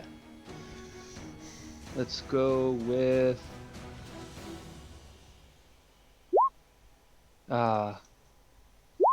It looks one to you hits. again, Seamus, just as it's about to hit, and it just parries the strike.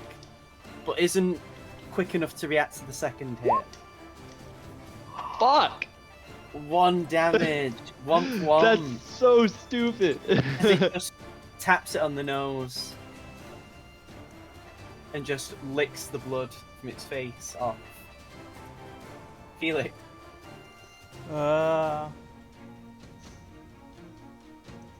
Just gonna get a little further away and firebolt.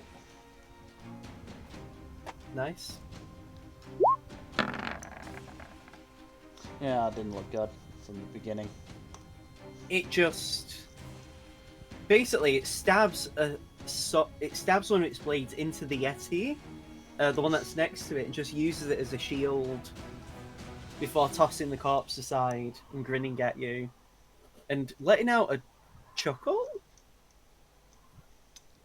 Prodi's turn, however. On my for my bonus sorry. action, I'm gonna use a healing potion. Smart move. Oh damn, that's Nice. pretty good. So, seeing this, Prodi is going to basically, what do we call it now? He is going to charge his blade for magical energy as he moves to get flank. And does Booming Blade.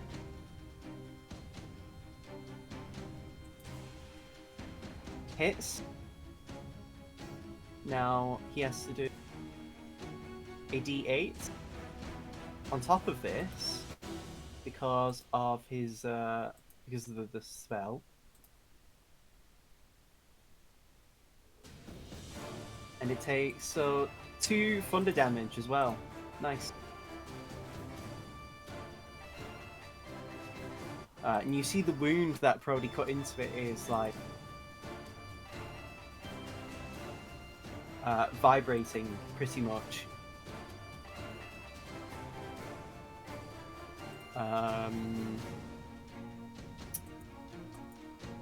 And yeah, that's his turn. Daron. Right. I'm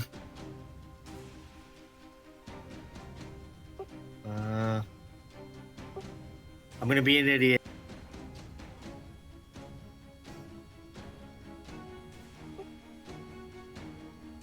What are you doing? Being you're an moving idiot, in. apparently. You don't have flank from that position, sadly. What? But- I thought I had flanking because of Rua. No, Rua is not. But Wait, isn't it overwhelmed at this point? I was going to say he is overwhelmed, so that is a 26. So Oh, yeah, God, that that hit. scared me.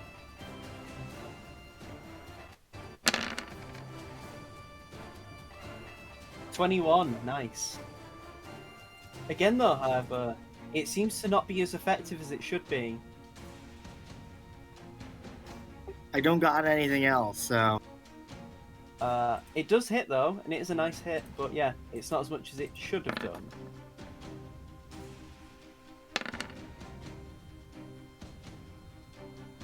Yeah, nice. So that's 2 damage for it.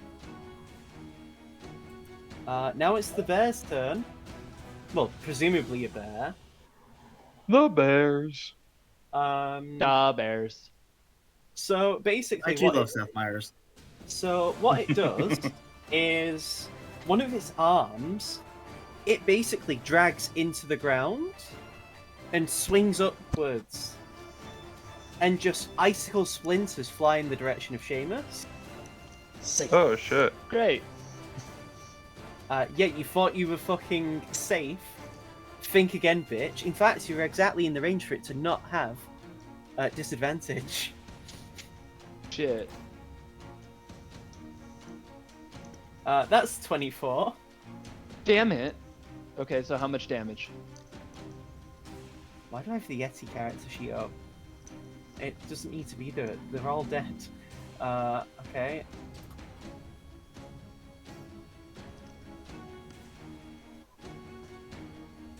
Uh, 10 cold, 10 slashing damage. Sorry. And 4 cold damage. And then it does it again. But this time, it does So you it said 10. Did you say 10 cold damage? 10 slashing and 4 cold damage, sorry. So 14 total. And then it goes for... It's going to make a d4 roll. Look at you, Daron. Well, that didn't pay off, did it? 26. That hits. 12 slashing damage. And... 5 cold damage. Uncanny dodge. On which one? Because you can only do it on one of them because it counts as 2 separate things, I would say. 6. So the 12. Yep, so deduct that as you will. And it just begins to continue roaring. So much, in fact, above you, where the peaks are higher, the area begins to shake.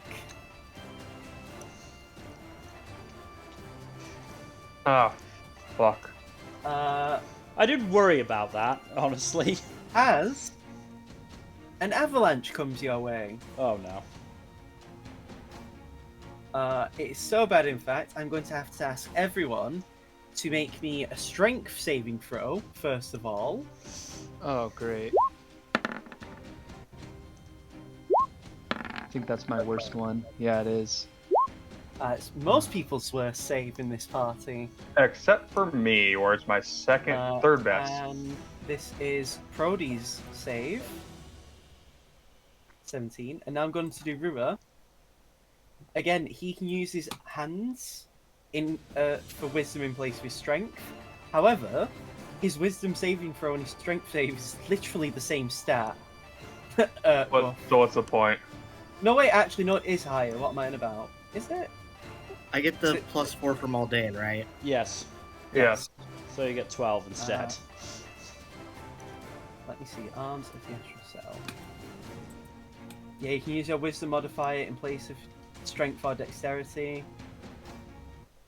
So yeah, literally the same roll, really. It does have inspiration, though. A D8. Not like it mattered. Also, I forgot to take the thing off Prodi, the dodge. Because it didn't end up hitting him anyway. So that's you. So, okay. Right. So everyone who is not Aldane and Prodi takes this.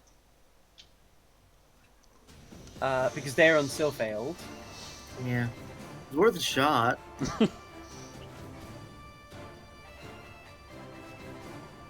19 bludgeoning damage as the what do you call it? The fucking avalanche comes at you all.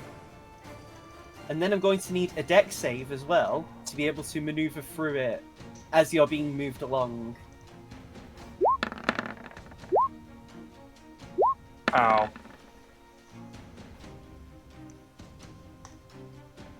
First roll is Prodi's dex save. Prodi fails, but he does have inspiration. Still fails as well. Ah, shit. 15 fails. 15 fails. Shit. Only Darren and Felix pass the dex Oh, thank save. God! I was about to, you know. Seamus, where's your dex save? Oh shit, might be. Hold on. Must not have registered. And now Rua needs to make one. Rua just passes. Motherfucker. You fail. As basically, I'm going to change the music. Perhaps as if divine intervention, the basically the thing takes you away. The avalanche. Grabs me?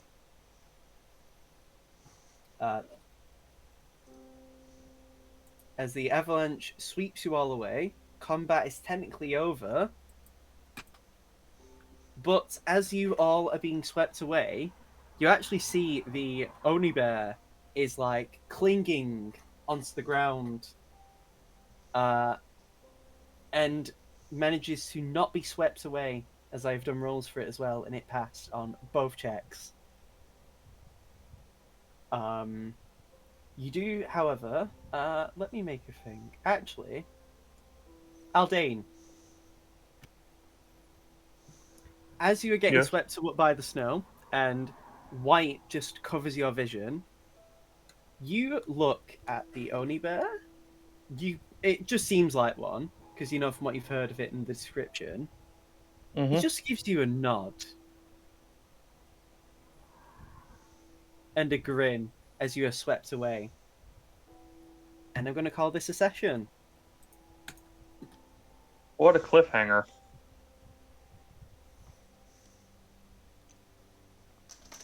We're all gonna die. We're all gonna die. Well, So does anyone not get swept away? Everyone gets swept away. It's just a matter of it's something for the next session. Party may be split up. oh dear. Oh dear. As the one furthest away from the dear. party. Oh dear. You'll find out. You don't know. I know what the results are. As the one also on 4 HP. Oh no. Yeah, I'm not exactly at high HP myself. To be fair, Rua lost more than half his HP just from that one hit. And I'm Prodi- also down to less than half my HP as well. Yeah, that's the session for today. Hope you fellas enjoyed it, and Yeah. the viewers, because I did. So yeah, that is the end of today's stream. We hope you enjoyed watching us mostly get our asses handed to us.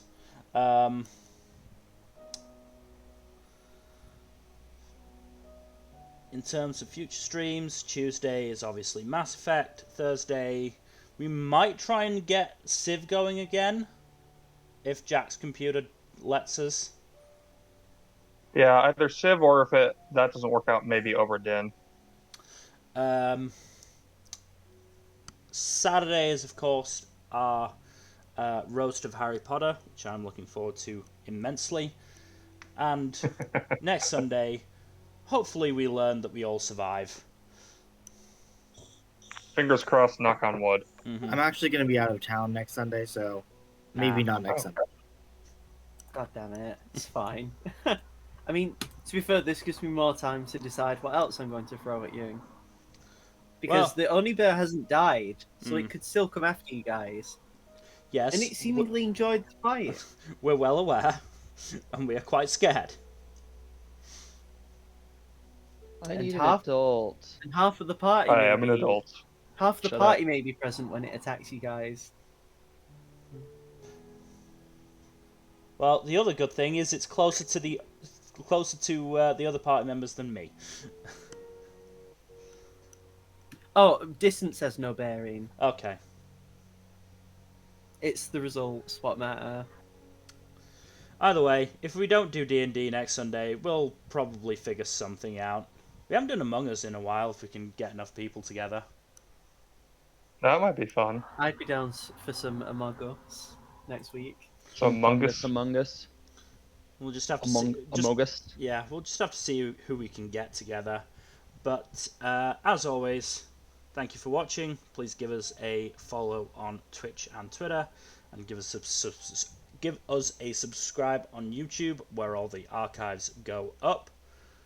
And we will see you next time. Good night. Well, technically not. Okay. Later. Is it really night Good. anywhere for any No. of us? It's barely Good. afternoon Yeah. here. Good evening, then. Well, see you later. See you anyway. later.